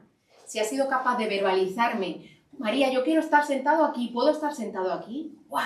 Eso es objetivo terapéutico check, ¿no? Conseguidísimo. Ha sido capaz de verbalizarme lo que en ese momento él necesitaba y no le está interfiriendo en el funcionamiento ni en la dinámica. ¿Qué pasa? ¿Que tiene que estar sentado en la silla porque yo lo he dicho? Ahora mismo no tiene que estar sentado en la silla. Y más si los otros dos lo permiten. Esto también es verdad que cuando hay muchos. Pero es verdad que ellos lo permiten y los niños, sobre todo en las etapas iniciales, son súper capaces de darse cuenta de lo que necesita cada uno de ellos y de cómo es Pablo, cómo es Martín y cómo es fulanito, ¿no? Y que este habla y este no habla y este es que le gustan los coches y el otro es que mira no hace más que correr. Y lo ven con toda la normalidad. No somos nosotros a veces los que nos ofuscamos en todo esto. Entonces el procesamiento sensorial también es muy importante. Por eso os animo también a que profundicéis en esa parte. Gravedad de las conductas relacionadas con la atención prestada del entorno y los apoyos. No es cuestión de prestar más atención, es cuestión de prestar mejor atención, ¿no? Porque estemos 20 personas alrededor, no, ¿y qué hacemos? Y tal, y dile, no, ay cariño, ven, tal. No va a mejorar la conducta, ¿no? Por lo que decíamos, la calidad de vida correlaciona negativamente con la presencia de problemas de conducta, pues, por supuesto, y las personas con discapacidad intelectual y TEA presentan más problemas de conducta que las personas que solo tienen discapacidad intelectual, ¿no? Fijaros encima. ¿Por qué? Porque el TEA tiene mucho que decir en esos problemas de conducta, porque esa manera de entender el mundo que le rodea es tan diferente al resto de las personas que no tenemos TEA, que cuando todos queremos que entiendan el mundo desde la perspectiva no TEA y ellos están en su perspectiva TEA, chocamos y no nos entendemos de ninguna de las maneras, ¿no? Entonces, cuando nosotros pasamos al otro lado y nos metemos en esa burbujita, ¿habéis visto ya el corto de Mi hermanito de la luna? El que se mete en la burbuja. No, cuando lo veáis no entendéis. No, cuando nos metemos dentro de esa burbujita, somos capaces de acercarnos más a ello. La gravedad de la sintomatología, lo que os decía, correlaciona positivamente con el número e intensidad de las conductas y niveles más altos de autolesiones y de conductas estereotipadas. Los apoyos adecuados son fundamentales para prevenir y abordar los problemas de conducta. Los apoyos tienen que ser individualizados, personalizados, basados en ese caso concreto que tenemos delante, ¿no? Y además esta es la segunda parte importante, que es en la que nos vamos a basar. Deben incluir la enseñanza de habilidades adaptativas. Porque si estamos diciendo que los problemas de conducta tienen una causa, tienen un porqué, la pregunta es ¿para qué está haciendo esto, no? ¿Por qué está haciendo? Más que para qué, es por qué está haciendo esto. ¿Qué es lo que le falta? ¿Qué le faltaba a Carly? Un sistema de comunicación. Se le da el sistema de comunicación, se le trabaja el sistema de comunicación, los problemas de conducta bajan significativamente, ¿no? Entonces, el kit de la cuestión, aparte de trabajar antecedentes y consecuentes, obviamente, es centrarnos en qué le falta a ese nene, ¿no? ¿Qué es lo que necesita? Obviamente en el entorno escolar no podéis abordar las necesidades, pues si necesita un sistema alternativo de comunicación, pero sí que podéis dar la explicación, ¿no? Y dar la voz de alerta. De esto ha sucedido, ¿por qué? ¿No? Ha sucedido esto, ¿qué es lo que vamos a hacer? Bueno, pues desde AL, desde PT, desde tal, y obviamente desde si está yendo a terapia, ¿no? A algún sitio, pues por favor, vamos a trabajar ese aspecto. Por supuesto, incluir a la familia, a los cuidadores en el proceso de planificación, ¿no? Y toda esta parte. Las estrategias fallidas, lo que os decía antes, de refuerzo positivo, refuerzo negativo, castigo positivo, castigo negativo. ¿Todo os funciona mucho? ¿Os funcionan niños normotípicos sin TEA? A ver, depende. Depende, ¿no? Depende. Depende, tiene que haber un motivador muy importante, ¿no? Y estas cositas. Y en niños con TEA, ¿funciona cuándo? Cuando la rabieta es una rabieta de niño, ¿no? Cuando es esa parte de... Pues quiero eso, quiero eso. Ya, vale, primero hay que recoger las cosas. Vale, va, recojo las cosas, toma. Ahí puede funcionar, ¿no? Refuerzo positivo, ha conseguido el juguete que quería, pero a cambio ha hecho todos estos pactos, ¿no? Que hacemos en múltiples situaciones del día a día, ¿no? Pero realmente ese refuerzo positivo, esas economías de fichas, ¿no? Ese voy a plantear, ¿os acordáis que decíamos del TEA con los conceptos temporales, con el ayer, el hoy y el mañana? El esta mañana, el ayer, o sea, el esta noche y esta tarde, ¿cómo llevan los conceptos de tiempo? Entre mal y fatal, ¿no? Entonces, si lo llevan mal, hacer una economía de fichas de una semana, o como muchas veces dicen los papás, sí, no, si yo le he dicho que si de aquí a verano se porta bien, ay, de aquí a verano y se porta bien. Ahora hablaremos de lo de se porta bien, ¿vale? Entonces, claro, se nos complica mucho. Con esto es suficiente, ¿no? Y otra de las estrategias de intervención fallidas es la medicación, es el tratamiento farmacológico. Obviamente en muchos casos es necesario y además funciona, y funciona muy bien, tiene evidencia, por supuesto, y siempre pautado por profesionales que corresponda, con un seguimiento también pormenorizado, en el que no se dé una medicación y se vaya subiendo conforme tal, sino que se vaya realmente vigilando y siempre como una estrategia añadida a las intervenciones terapéuticas. Porque si no, se le da la risperidona, se le da el risperdal o el Abilify, que son los fármacos por excelencia, y de repente eso no funciona, ¿no? Entonces, ¿qué está pasando? No funciona. ¿El Concerta también? El Concerta es para la atención.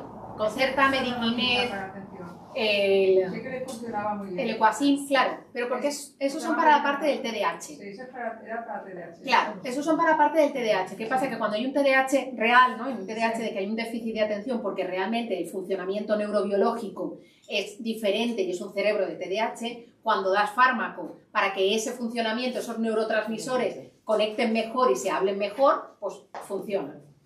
Claro, en el caso del Risperdal, de la Abilify, de todos estos medicamentos, lo que hace es bajar la sobreexcitación del sistema nervioso central. Entonces es verdad que hay niños que pues, tienen una sobreexcitación del sistema nervioso central, ¿no? Van muy sobreexcitados todo el día, no de contentos, sino como muy ansiosos, ¿no? La sensación es como muy todo el día, y entonces hay veces que estos tratamientos funcionan, y es verdad que hay veces que son totalmente necesarios, pero no deben ser nunca la primera estrategia, ¿no? Primero hay que modificar el entorno, primero hay que formar a todo el mundo, primero hay que darle estrategias, y luego ya si eso nos planteamos. Es verdad que hay veces que necesitan dar el fármaco para poder empezar con la intervención también, pero luego hay que seguir revisando, ¿no? Ese tratamiento farmacológico. Y por supuesto, ya cuando nos vamos de cara a la adolescencia y todas estas cosas, pues cuidadito con la parte de salud mental, porque las personas con TEA también tienen trastornos de salud mental asociados. Pueden tener trastornos de ansiedad, trastornos depresivos, trastorno obsesivo-compulsivo, trastornos adictivos, de ansiedad, depresivos, trastorno obsesivo-compulsivo, TOC. Pueden tener TOC, pueden tener todo lo mismo que podemos tener nosotros, ¿no? Trastornos adictivos, pueden tener trauma, pueden tener trastornos de la vinculación, pueden tener lo que queramos, igual que nosotros. ¿Vale? Dependiendo de muchísimas cosas de la vida. Y eso también sería evolutivo. O sea, por ejemplo, si en un momento dado tiene un trastorno depresivo, no quiere decir que vaya a ser siempre, o sí. Eso, como la población normotípica, normalmente la persona que tiene tendencia a pues obviamente puede salir de la depresión, y en eso consiste, ¿no? La intervención terapéutica, por supuesto, pero es verdad que está como esa vulnerabilidad, ¿no? Como esa, si queréis, facilidad, ¿no? Digamos, cuando hablamos de vulnerabilidad, como esa tendencia a poder... Y eso siempre es a partir de la edad adulta, ¿no? No tiene por qué. Desde pequeños también vienen a veces con la coletilla. Pueden. Y a veces, sobre todo la parte de los trastornos de ansiedad, a veces en los niños se manifiesta con pues, más problemas de conducta, más irritabilidad, ¿no? Más todo lo que entendemos por problemas de conducta, que no estamos viendo que a la base puede estar pasando algo, ¿no? Niños que llega un momento en el que no se encuentran...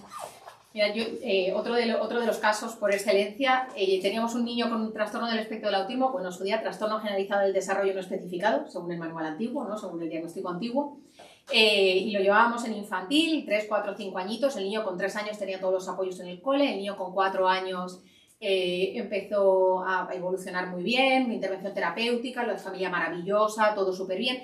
En 5 años le retiraron los apoyos, ¡guau!, súper bien, en el cole iba, vamos, cognitivamente, lingüísticamente, súper bien, maravilloso. Llegamos a primero de primaria, todos asustados, todos así esperando a ver qué pasaba. Empieza en septiembre, maravilloso, septiembre, octubre, noviembre, y en noviembre nos llama el cole. ¿Qué está pasando? Unos problemas de conducta en el colegio brutales. Le arrancaba las hojas a los compañeros, las destrozaba, les rayaba la mesa, se tiraba por arriba, por abajo. Claro, la máxima voz de alerta llegó cuando un día se subió a la ventana y dijo ¡a que me tiro! Y entonces ya, claro, la liamos redonda porque estaba pasando, claro, ya se estaba esto, entonces todo el mundo gritó en el cielo, sospechas diagnósticas todas y más, ¿qué está pasando? Que todas estas cositas. ¿Qué estaba pasando? ¿Qué creéis que puede estar pasando? El niño iba maravilloso, estupendo. ¿Los padres se separaron? No, los padres estaban maravillosos. Y el niño en casa estaba súper bien. Y en terapia con nosotros también. La maestra. Pues resulta que pasó primero de primaria y Cambio de compañeros. Cambio de compañeros. Perdió a todos sus compañeros de referencia. Se quedaron en la clase de al lado. Porque como iba tan bien y ya no tenía apoyos, porque iba súper bien, porque ya casi que no tenía TEA. Entonces, la broma. Lleva súper bien, entonces no se planteaba... Nadie esperaba que pasase, bueno, nadie esperaba, nosotros lo esperábamos, pero no así, ¿no? No pensábamos que iba a pasar así. Entonces, había perdido todos sus compañeritos de referencia y además ya sabéis esto que pasa con los de no, que tú eres de primero A, no, tú eres de primero B. Y entonces, claro, los de primero A no jugaban con él porque no era de primero A, acababa de aterrizar, y los de primero B no jugaban con él porque no era de primero B, iba primero A. Entonces, claro, al final no encontraba su sitio.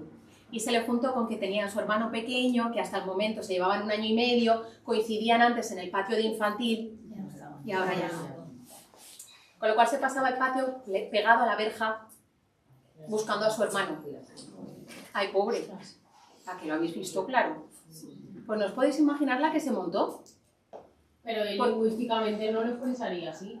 No, porque no podía, porque estaba desbaratadísimo. En el colegio ya entraba mal. Ya entraba, ¿no? Él entró en septiembre y dijo... No, y luego en casa estaba bien. Sí. Era solo en el colegio. Claro, en casa estaba con su hermano, estaba con sus papás, que le entendían, que tal, que iban a los sitios, que hacían esto, que hacían lo otro. Perfecto, llegaba a terapia, iba con su grupo de amiguitos, todos siempre... Entonces, a ver, estaba un poquito más lábil, más irritable, es verdad, pero bueno, problemas de conducta, los justitos y necesarios, ¿no? O sea, momentos puntuales. Pero en el colegio, además, hubo un mal manejo, entonces la bola se fue haciendo cada vez más grande porque se interpretó como un está llamando la atención, es que quiere que, como ahora ya no tiene apoyos, pues fíjate, y entonces cada vez ha sido más grande, más grande, más grande, más grande. El niño hoy en día está acabando la secundaria en un instituto sin apoyos y bueno, ninguna dificultad, ni ningún diagnóstico comórbido, ni TDAH, ni trastornos de la conducta, ni nada de esto. Obviamente cambió de colegio. Estas cosas.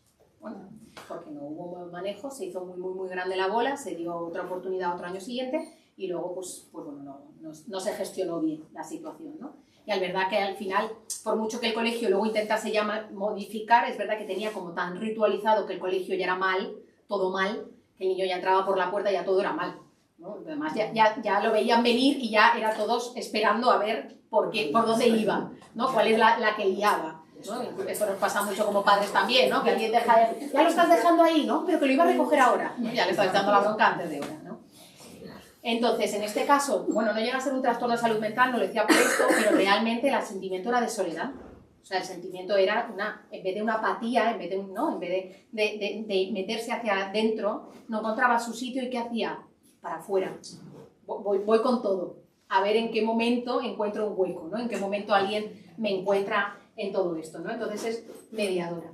Aparte, como decíamos, hemos dicho muchas veces, hay muchos trastornos coocurrentes en TEA, ¿no? Hay muchísimos trastornos que pueden suceder en TEA. Según referencias bibliográficas, plantean que de cada 10 niños que tienen TEA, al menos 7, una media de 7, ¿no? Tendrán aparte un diagnóstico más a lo largo de toda su vida. Y de esos 7, 4 tendrán 2 o más diagnósticos añadidos a lo largo de su vida. Trastornos de la conducta alimentaria, conductas adictivas, etcétera, etcétera, etcétera, ¿no? Todas estas cositas. Entonces, al final esto es un problema... Pero eso tratado llega a darse, es decir, que aun siendo tratado va a tener una... Es que no, es que no sé, una concurrencia, aun siendo tratado... Depende. Igual que nosotros. ¿No? Si yo nazco con una vulnerabilidad, tengo cierta predisposición, tengo más tendencia a la ansiedad, ¿no? y en mi entorno me ayuda, me aviva esa ansiedad, pues es más fácil que acabe con un trastorno de ansiedad. Un trastorno de ansiedad que además me puede llevar también, ¿no? a otra serie de circunstancias. Entonces, depende, a pesar de la intervención. Que esto es un problema de todos, por supuestísimo, lo tenemos claro. Esta es la metáfora del iceberg, que si habéis ido a terapia en algún momento de vuestra vida se utiliza para todo y más. ¿No? Para la ansiedad, para los trastornos depresivos, para el trauma, para lo que queráis. Al final la metáfora del iceberg lo que plantea es lo que se ve por encima del nivel del mar, es la cúspide del iceberg, es un trocico así de chiquitito, así, ¿no? Es la conducta que estamos viendo y todo lo que queda por debajo del nivel del mar realmente es lo que sustenta la conducta. Si no existiese lo que queda por debajo del nivel del mar, no estaría la conducta, ¿vale?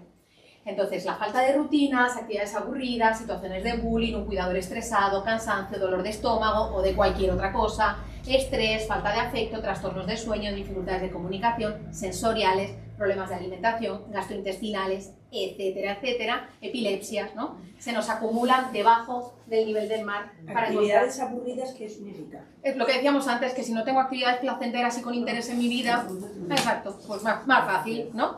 No hay nada peor en esta vida que un niño aburrido, ¿no? Esto es verdad. Entonces, ¿cuál es el origen? La conducta es el resultado siempre de la interacción de la persona con sus debilidades y fortalezas y el entorno. Y aparece, como decíamos, cuando hay un desajuste, ¿no? Cuando no se ha gestionado. Cuando hay un cambio significativo en la conducta, cuando aparece una conducta que antes no estaba, una conducta, un problema de conducta que antes no estaba, tenemos que ir valorando, ¿no? Yo creo que lo primero que hay que pensar o valorar o tener en cuenta es, ¿le puede doler algo? Esto como padres lo hacemos siempre, ¿no? Con los chiquititos, muy chiquititos, ¿por qué llora? ¿Qué le pasa? ¿No? La hora, hambre, sed, sueño, ¿qué le pasa? ¿No? Esto es lo primero, porque muchas veces niños con dolor de muelas, que hasta los 3 días no les ha salido el flemón, pero ya llevan 3 días con conductas agresivas, mordiéndose, pegándose en la cara, que no sabes a santo de qué viene esto, ¿no? O niños que se golpetean la cabeza y luego sale un electroencefalograma patológico con crisis, con ausencias, ¿no? O con alteración patológica.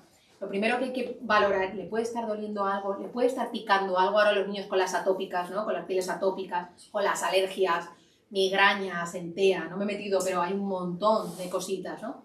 La parte oftalmológica también, si no ven bien, que no lo dicen y entonces no tienen gafas, entonces no prestan atención a clase, ¿no? Hay un montón de cosas que podemos tener en cuenta. El dolor de dientes, ¿no? Como decía, el dolor de muela.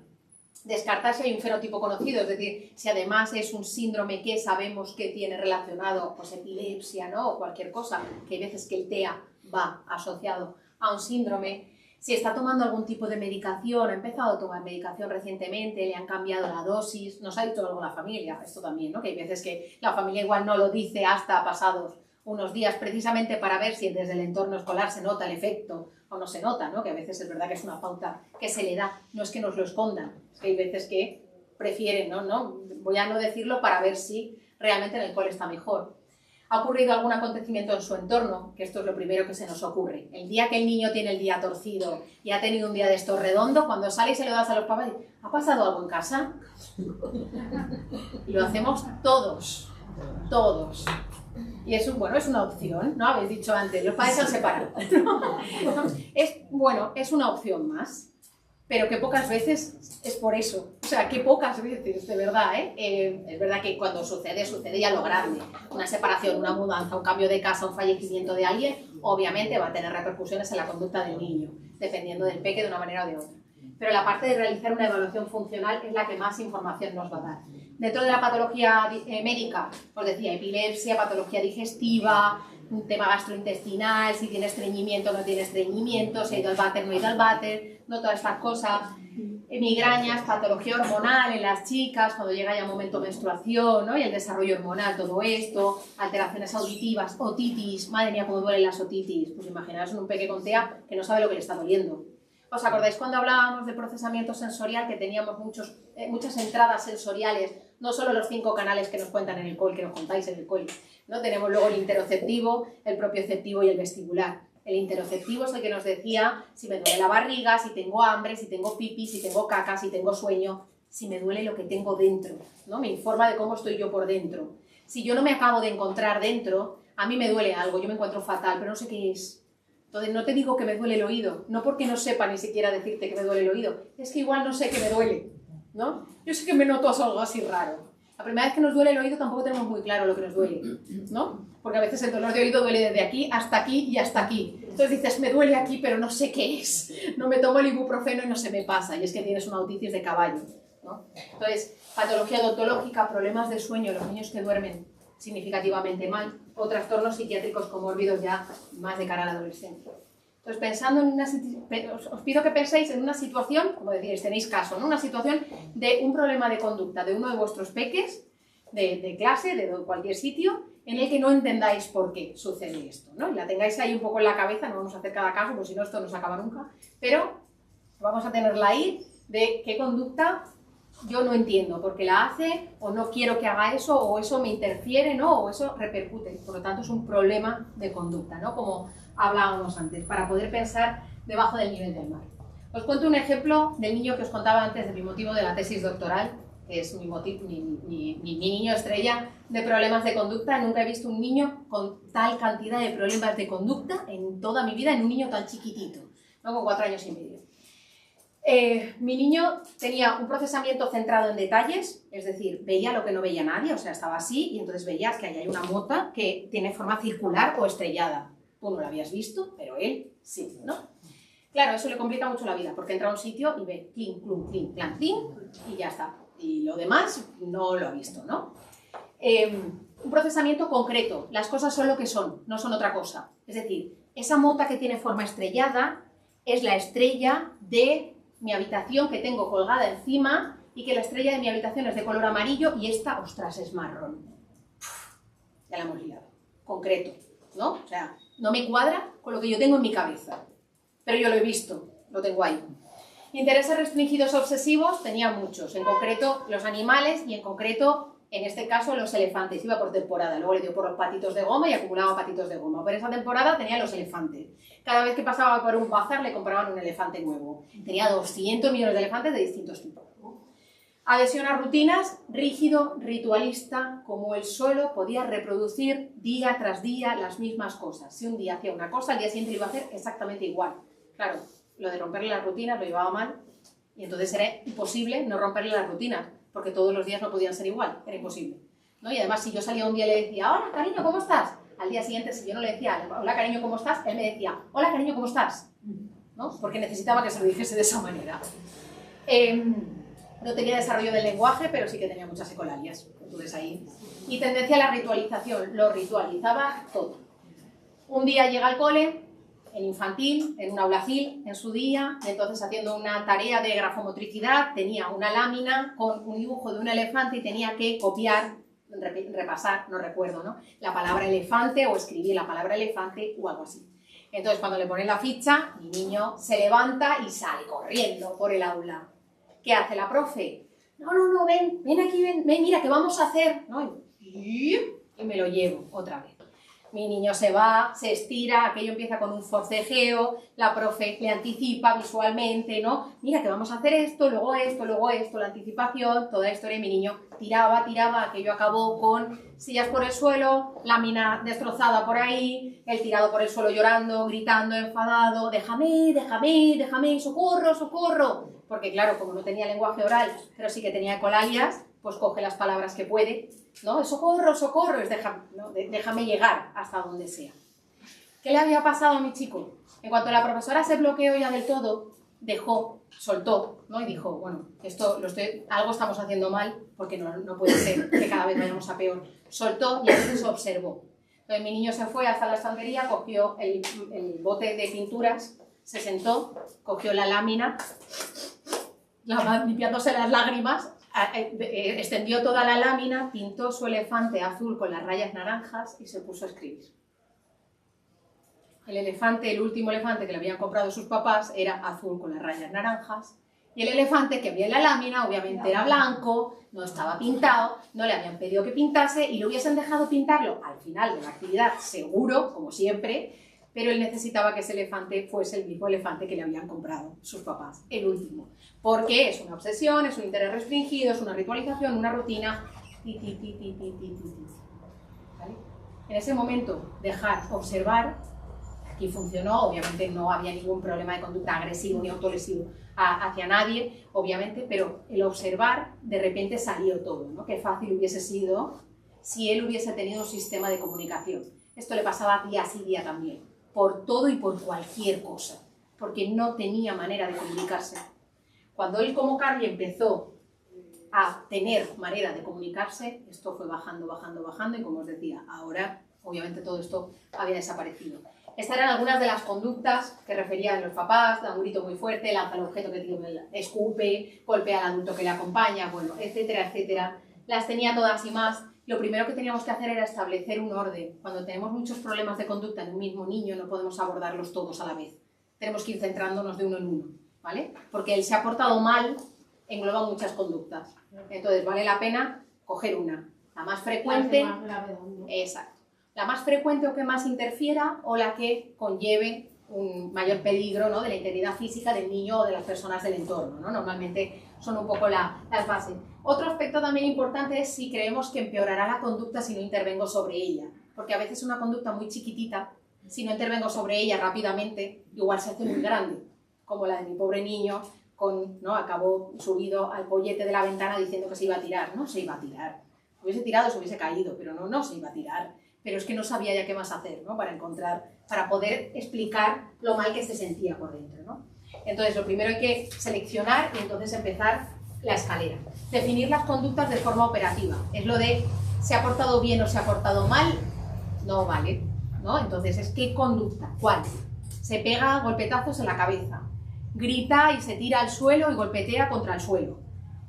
Golpea al compañero de al lado en la clase de música cuando el profe toca la flauta, ¿no? O sea, como lo más concreto. Siempre pongo, María siempre llega tarde. ¿Es una conducta que está bien definida? No, porque ni siempre, y que es llegar tarde. Pues para mí igual es un minuto, para ti son 5, para ti son 15, ¿no? Dependiendo de la persona. Entonces, hay que objetivizar y tener muy clara cuál es la conducta. Y una vez tenemos claro cuál es la conducta, después de ese tal, lo primero es plantearnos, ¿tenemos alguna hipótesis sobre por qué? La tienes clara, le motiva un montón. Tiene componente sensorial, componente repetitivo, ¿no? Entonces, tengo una hipótesis. Esa conducta viene motivada, ¿no? Su porqué es porque en ese momento o no está comprendiendo el resto de las actividades y por su capacidad para centrarse, para hiperfoco en algo que sí que le motiva y que lo entiende y que lo controla, le está llegando. Y además a nivel sensorial tiene mucha información. Entonces, nos está dando datos luego para qué podemos hacer para sustituir, ¿no?, o para poder cambiar esa conducta o poder controlar esa conducta durante un tiempo determinado para poder luego llevarlo a otra. ¿Qué tiene que tener? Componente sensorial, porque si no, componente de controlabilidad, ¿no? Y tiene que saber lo que va a suceder. Algunas de los problemas de conducta que decían este niño, os decía problemas de lenguaje, procesamiento rígido e inflexible, procesamiento sensorial alteradísimo. Este niño se subía a las telarañas estas típicas de la playa, de las cuerdas, se subía hasta arriba del todo y se quería tirar desde arriba del todo. O sea, era un buscador nato a nivel de sensaciones, a nivel de adrenalina. Yo siempre le digo a los padres, cuando cumpla los 18 se va a hacer paracaidismo, porque lo tenéis claro, ¿no? ¿Sabiendo el peligro que corre o sin saberlo? No, él no lo valora. No, claro, él no lo valora en ese caso. Pero ahora, ¿qué hace? Ahora hace escalada. Mola un montón. Ahora tiene 16 años, hace escalada, hace boxeo con su padre, hizo parkour también, ¿no? Se ha ido reconduciendo hacia todas las conductas sensoriales, ¿no?, que le permiten recibir toda esa información, que no es lanzarme desde arriba de la telaraña, que no me puedo lanzar desde arriba.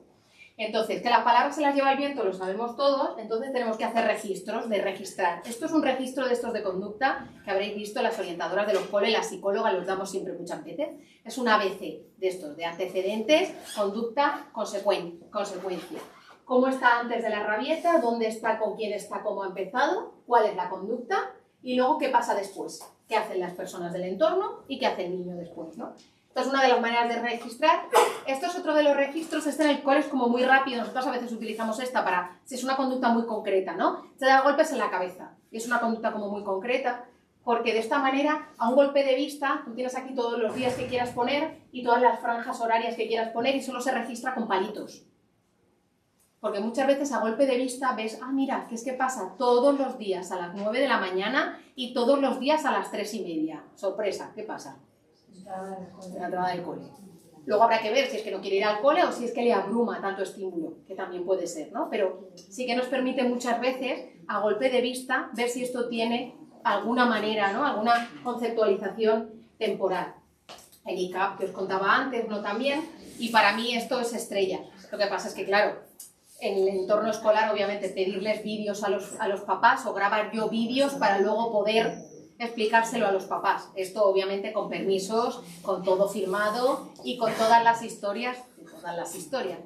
Pero para mí esto es una de las herramientas sin duda clave, por lo que os decía, porque al final yo no soy objetiva, estoy dentro del mogollón. Si el niño tiene un problema de conducta, yo estoy ahí metida y emocionalmente a mí me remueve. No me va a remover como los papás, obviamente, porque no es mi hijo, pero me va a remover. Entonces, mi manera de entender la situación, si luego yo la veo en un vídeo desde fuera, obviamente me da mucha información. pero entiendo que esto es más complicado. Entonces, recogiendo toda esta información, lo que os decía, hacemos un análisis funcional. ¿Qué pasa antes y después? Antecedentes, conducta, consecuencia. La conducta es la conducta desafiante, entendida como desafiante, como hemos dicho, ¿vale? Que desafía al entorno para que lo entendamos, no que me está desafiando a mí, como egocéntrica que soy. Los antecedentes, que pueden haber desencadenantes lentos y desencadenantes rápidos, que ahora lo vemos, y las consecuencias, los refuerzos, qué pasa en el entorno, ¿vale? Entonces, en la conducta desafiante, lo primero es que os decía, ¿en qué consiste la conducta? Definición objetiva, sin emitir juicios. Ostras, qué difícil, ¿eh? Ejemplos de buenas definiciones. Se muerde la mano, lanza la tablet, se tira al suelo.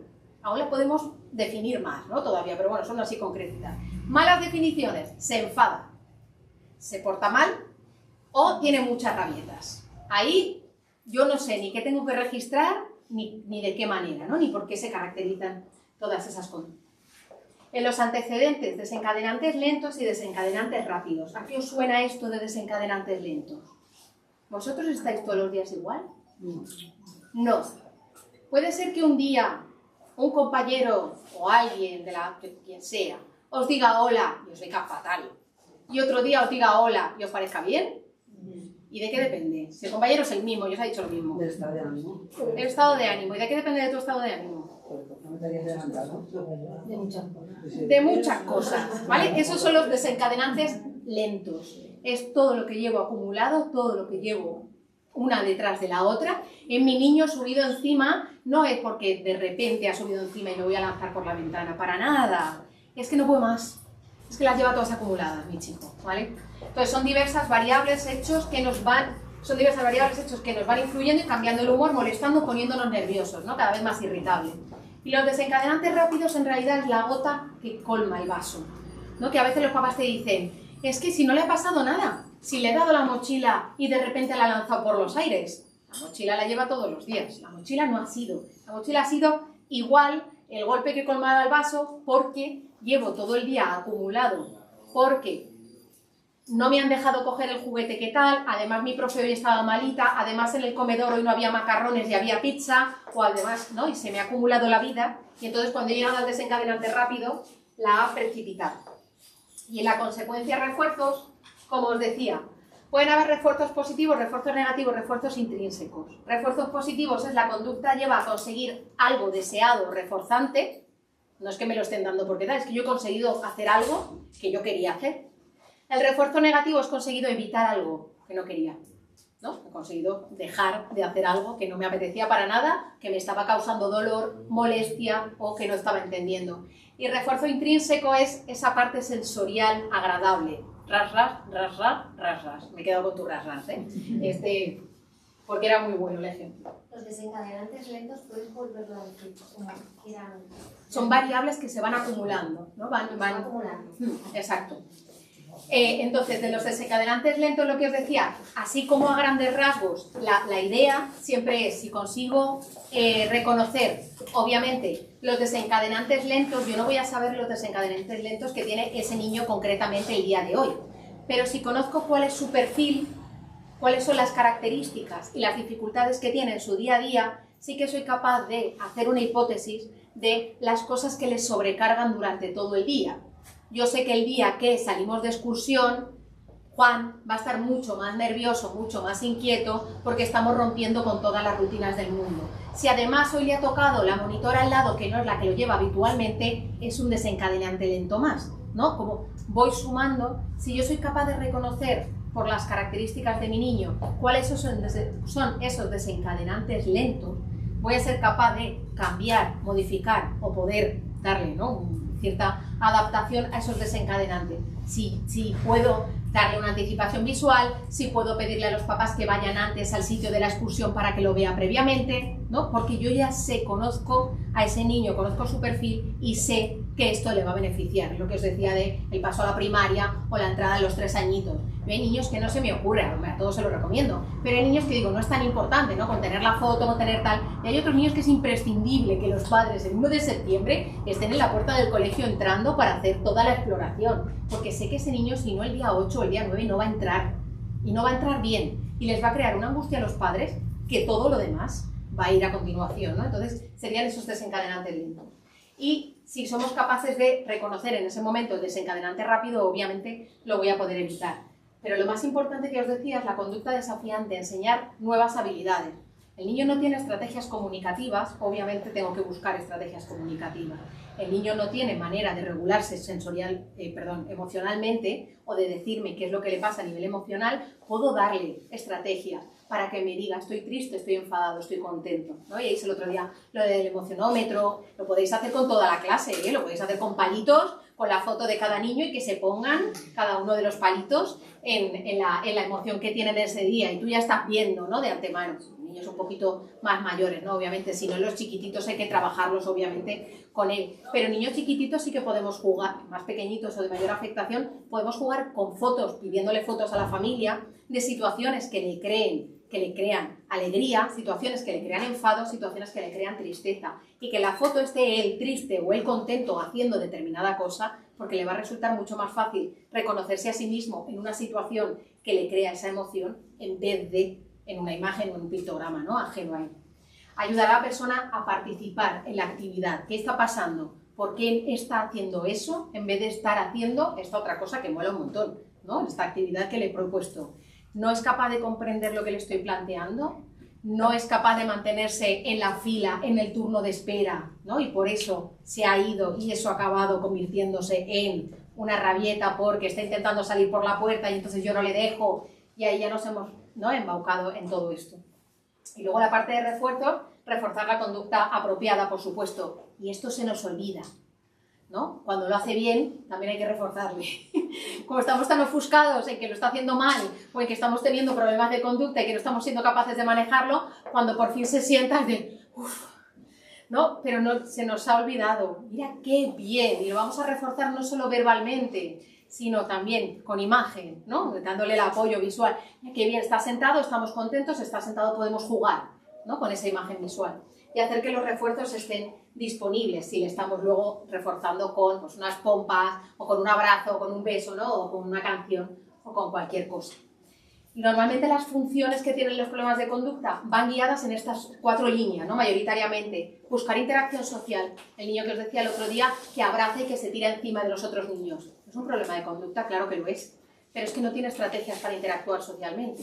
La primera pauta que dimos es esta parte de juegos dinámicos que se hacen en muchos coles, ¿no? En los patios dinámicos. Entonces, estrategias de juego que estuviesen más controladas, estructuradas con el monitor ¿no? Con la persona que estuviese vigilando el patio en ese momento, introducir a mi niño en un juego como más estructurado y de repente empezó a reducirse la conducta, ¿no? Ya no tenía tanta necesidad de tirarse encima de los demás ni de gritarles como si fuese un monstruo porque podía jugar con ello. Estimularse o regular el estrés, las uñas de tu niña, ¿no? Sí. Conseguir algo, pero no es que se salgan con la suya, es que no sé cómo conseguir esto. Entonces, como no sé cómo conseguir esto, pues yo hago lo que buenamente... Claro, exacto, hago lo que buenamente puedo, ¿no? O evitar o rechazar algo. Marc tiene 10 años, es cariñoso, tranquilo, afectuoso, le encanta el agua y los animales, se comunica mediante un comunicador y algunas palabras sueltas. Tiene un desarrollo motor adecuado, se muestra más relajado y participativo en entornos acuáticos. Tomás tiene un diagnóstico de TEA a nivel 3-3, con déficit cognitivo y con deterioro del lenguaje. Marc está en el parque probando su nuevo patinete. Es la primera vez que prueba uno de 2 ruedas. Suerte. Su familia siempre ha dicho que le encanta el movimiento y que se siente muy feliz cuando va en bicicleta o en patinete de 3 ruedas, pero es la primera vez que prueba el de 2. A los 15 minutos de estar en el parque, Marc empieza a pisotear fuerte en el suelo, tira el patinete al suelo y se tapa los oídos. Problema de conducta, sí, claro, porque ha empezado ahí. Su madre le dice en tono serio que se calme. Marc sale corriendo por el parque con expresión de frustración y se da un par de puñetazos con fuerza en la cabeza. Su madre se acerca rápidamente hacia él, coge sus manos sin decirle nada y empieza a masajearle sus manos para evitar que siga dándose golpes. En ese momento. Cesa la conducta, baja. ¿Vale? Esta es la situación. Antecedentes, conducta, consecuencia. Conducta. ¿Cuál es la conducta? La más gorda, no es la de agredirse. Primero salir corriendo, a lanzar patinete y tal, pero más grande nos quedamos con la del golpeteo. Antecedentes, desencadenantes lentos y rápidos. ¿Hay? El cambio de patinete. ¿El cambio de patinete? De tres ruedas. De 3 ruedas a 2. ¿Y hay más desencadenantes lentos?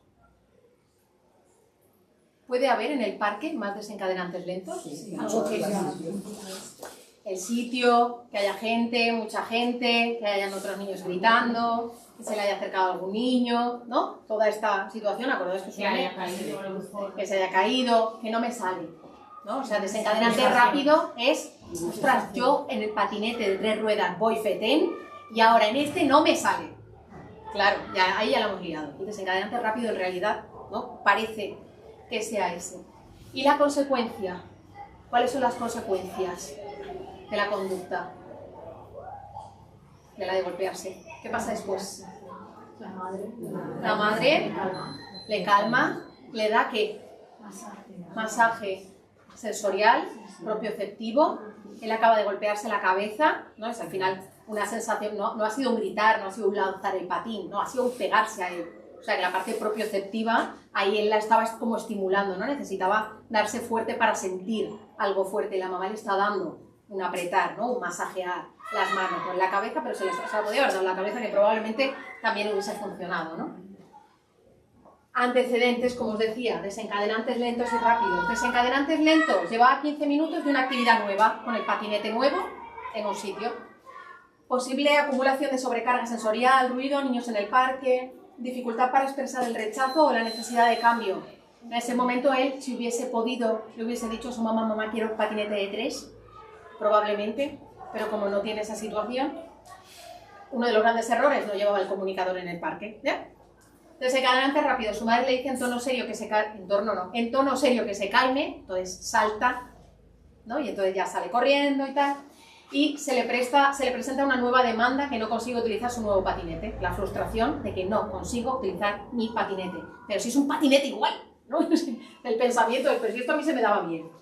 Perdona, ¿el comunicador te refieres a la cartita que decías el otro día? Sí, donde él lleva tablet. Bueno, lo que lleve, Sí. para poder explicar lo que le ocurre. Exacto, él no llevaba comunicador en ese momento. La mamá va al parque, vamos a disfrutar, entonces confío en que, ¿no? Estas cosas. Bueno, a veces va todo súper bien y ese día, bueno, pues fue regular. La mamá pensó en los antecedentes, en los desencadenantes lentos. No los pensó todos, ¿no? Y esto obviamente nos pasa a todos a lo largo de todo el día. Es el día que tú te has sobrecargado el día, llegas a las 8 de la tarde y dices, bueno, me pasa, hoy no tenía que haber hecho la mitad de cosas, ¿no? Me pasa. Bueno, pues estas cosas nos pasan. La conducta se da un par de puñetazos con fuerza en la cabeza, lo que os decía. Y luego, como consecuencias, sí que tenemos refuerzo positivo, la atención de su mamá, obviamente. Refuerzo negativo, evita la actividad que le estaba creando la frustración, porque lo ha lanzado y nadie me ha obligado a que siga utilizándolo. No, aquí no ha venido la madre a venga, cariño, que sí, que va a funcionar. Ya lo hemos liado. Hubiese sido peor. Y además el refuerzo intrínseco, ese masajeo de la mamá en ese momento, que le está dando una estimulación sensorial como de tacto profundo y le está permitiendo relajarse y regularse en ese momento, ¿no? Él además funcionaba muy bien con apretar cosas, apretar cojines, apretar, ¿no? Todo ese tipo de materiales, los popis y todas estas cosas. De estas conductas, él no estaba buscando una interacción social, la conducta no tenía esa función, pero sí que estimularse o regular el estrés, conseguir algo, en principio no. Él estaba intentando bajar su nivel de estrés, pero no sabe cómo bajarlo. Entonces ha lanzado el patinete, ha salido corriendo, se ha golpeado, pero realmente lo que estaba intentando es evitar, ¿no? O rechazar la situación que estaba sucediendo. Que se lo estaba pasando muy guay, pero es que no funcionaba, ¿no? Entonces, lo que os decía de las recetas mágicas, que no, obviamente no utilizan, pero sí que tenemos algunos errores en la intervención, o errores en la intervención me refiero en los problemas de conducta, ¿no? En este momento, ese atribuirles maldad, que sabemos que nino, que no funciona, interpretar la conducta como una manipulación del entorno, como una manipulación hacia mí, actuar de manera irreflexiva, ¿no? Ese momento de, pues vamos a hacer, bueno, vamos a hacer a veces en momentos reactivos, ¿no? En momentos en los que pues el niño se está haciendo daño o puede hacer daño a alguien, obviamente pues hay que actuar, por supuestísimo, pero eso no se puede quedar ahí. Tiene que ser motivo para un análisis, una reflexión a posterior, ¿no? Para buscar esos desencadenantes lentos en ese nene, esos desencadenantes rápidos, cuál es la conducta que tenemos que desarrollar o que tiene que conseguir desarrollar ese niño, porque como no la tiene, ha aparecido, ¿no? Ese problema de conducta, y cuál es el refuerzo que está buscando. Ver solo la conducta con reducir, ver solo la conducta a eliminar. Si yo lo que quiero es que deje de pegarse en la cabeza, ¿qué es lo que voy a hacer? ¿Cuál va a ser mi intervención la próxima vez? Y el próximo día me lo llevo al parque otra vez, hacemos la misma jugada. Me lo llevo con el patinete, con tal o con cual y no sé qué, no sé menos. Si yo solo veo la conducta de pegarse en la cabeza, ¿qué hago? ¿Cómo voy a intentar evitar esa conducta? Anticipando, ¿no? No, digo mal hecho. Es decir, si yo solo veo la conducta, Sí. ¿cómo voy a evitar que la haga? Frenándole las manos, ¿no? Voy a estar alerta a que en cuanto suba las manos para pegarse, se las voy a frenar. ¿Voy a conseguir evitar la aparición de un problema de conducta? No. No, porque me estoy yendo a que desaparezca esa conducta en sí. Pero es que esa conducta en sí no aparece porque sí. Ninguna conducta aparece porque sí, ¿no? Hay una frase de Cathy Streamer que dice que toda conducta es comunicativa y ningún niño tiene el suficiente grado de discapacidad como para no comunicarse. La cuestión es luego entender, ¿no?, esa comunicación, ¿no?, esas conductas, obviamente. Culpabilizar a los demás, no este juego de, no, esto es porque casa ha pasado, o esto es porque... ya le hemos liado. Establecer cada uno una estrategia distinta, eso desastroso. Porque os acordáis de las máquinas tragaperras que os decía antes y los juegos de azar, ¿no? Eso sí que es refuerzo intermitente. Porque resulta que yo estoy anticipándole y dándole sensorial y no sé qué, no sé menos, pero resulta que la mamá le está haciendo un abrazo de no sé qué, no sé menos. Y el padre le está diciendo, ¿a qué te castigo? Y entonces, ya la hemos liado. Porque entonces, ¿qué va a hacer el niño? No sabe lo que tiene que hacer, ¿no? No sabe qué es lo que funciona. Y nosotros tampoco. Nunca vamos a saber qué es lo que está funcionando. Probablemente nada. No analizar la función del comportamiento, lo que os decía, no realizar seguimiento de lo que estamos haciendo. Cuando aparece un problema de conducta, hay que seguir interviniendo y evitar la situación que genera o provoca la conducta desafiante. Es decir, si yo dejo de llevar al niño al parque con el patinete, obviamente esa conducta no va a aparecer, por lo menos en ese contexto. Pero probablemente aparezca en cualquier otro contexto, ¿no? Seguramente. Por eso os decía que es tan importante lo de registrar, ¿no?, esa parte. Nada, un poco para acabar esto que os decía, bueno, esta frase me gusta mucho, esta frase es de María Lorente, o sea, la escuché a María Lorente del grupo de Deletrea de Madrid, y es que no hay buenos recursos, sino recursos bien usados, y pasa lo mismo con los malos, tampoco hay malos recursos, sino recursos mal usados, ¿no? Lo digo porque a veces funcionan todas estas cositas. Entonces, es verdad que tenía más cositas para contaros, pero bueno, como lo vais a tener, no os preocupéis, era lo más importante.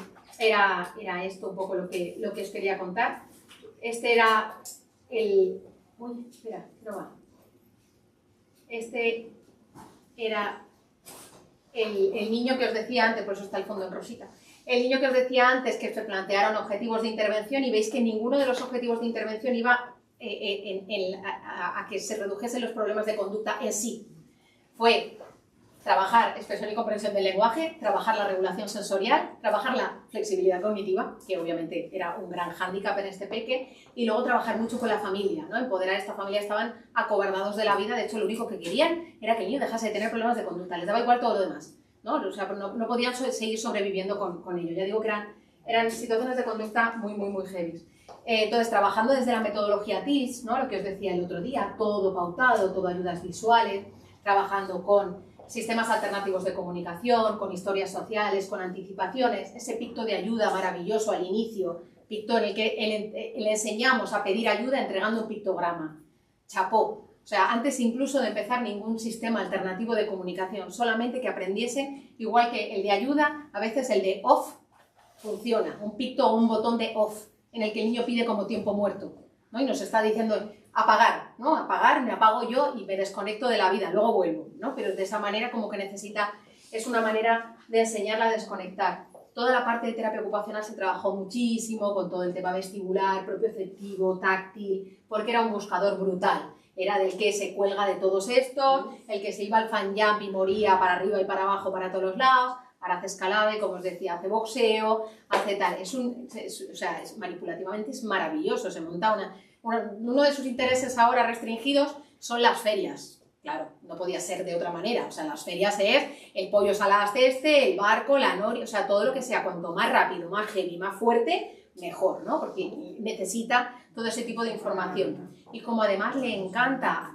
reproducir, de pequeñito dibujaba de memoria todos los dibujos de Pixar, todas las películas de Pixar, reproducía todos los dibujos de Pixar y lo hacía maravillosamente, porque era su interés.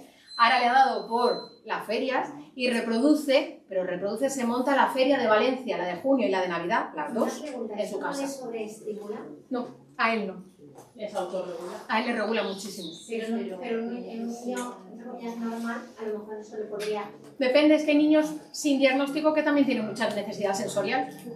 Entonces, al niño que te lo llevas al parque y cuando vuelve a casa está pasado de rosca y va saltando por todos los lados, Sí. y al niño que te lo llevas al parque y cuando llega está sentado en el sofá así, ¿no? Vale, es decir, que puede ser la misma metodología pero diferente niño y resultados totalmente distintos. Por eso es tan importante conocer el caso concreto, ¿no? Lo que decíamos de los recursos, que al final, si no, no funciona.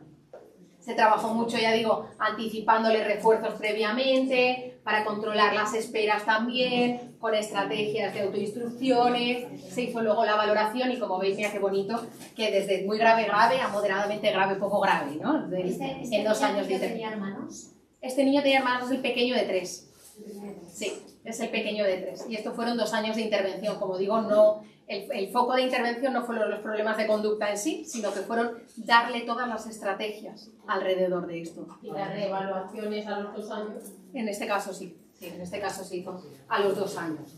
Que farmacológicamente lo que os he dicho, que no de manera sola, y bueno, un poco acabando que el tratamiento farmacológico no es la solución, eso lo hemos dicho, que no tanto el qué conducta está haciendo, sino el para qué, ¿no? La función, ¿por qué esa conducta? ¿Qué nos está diciendo, ¿no?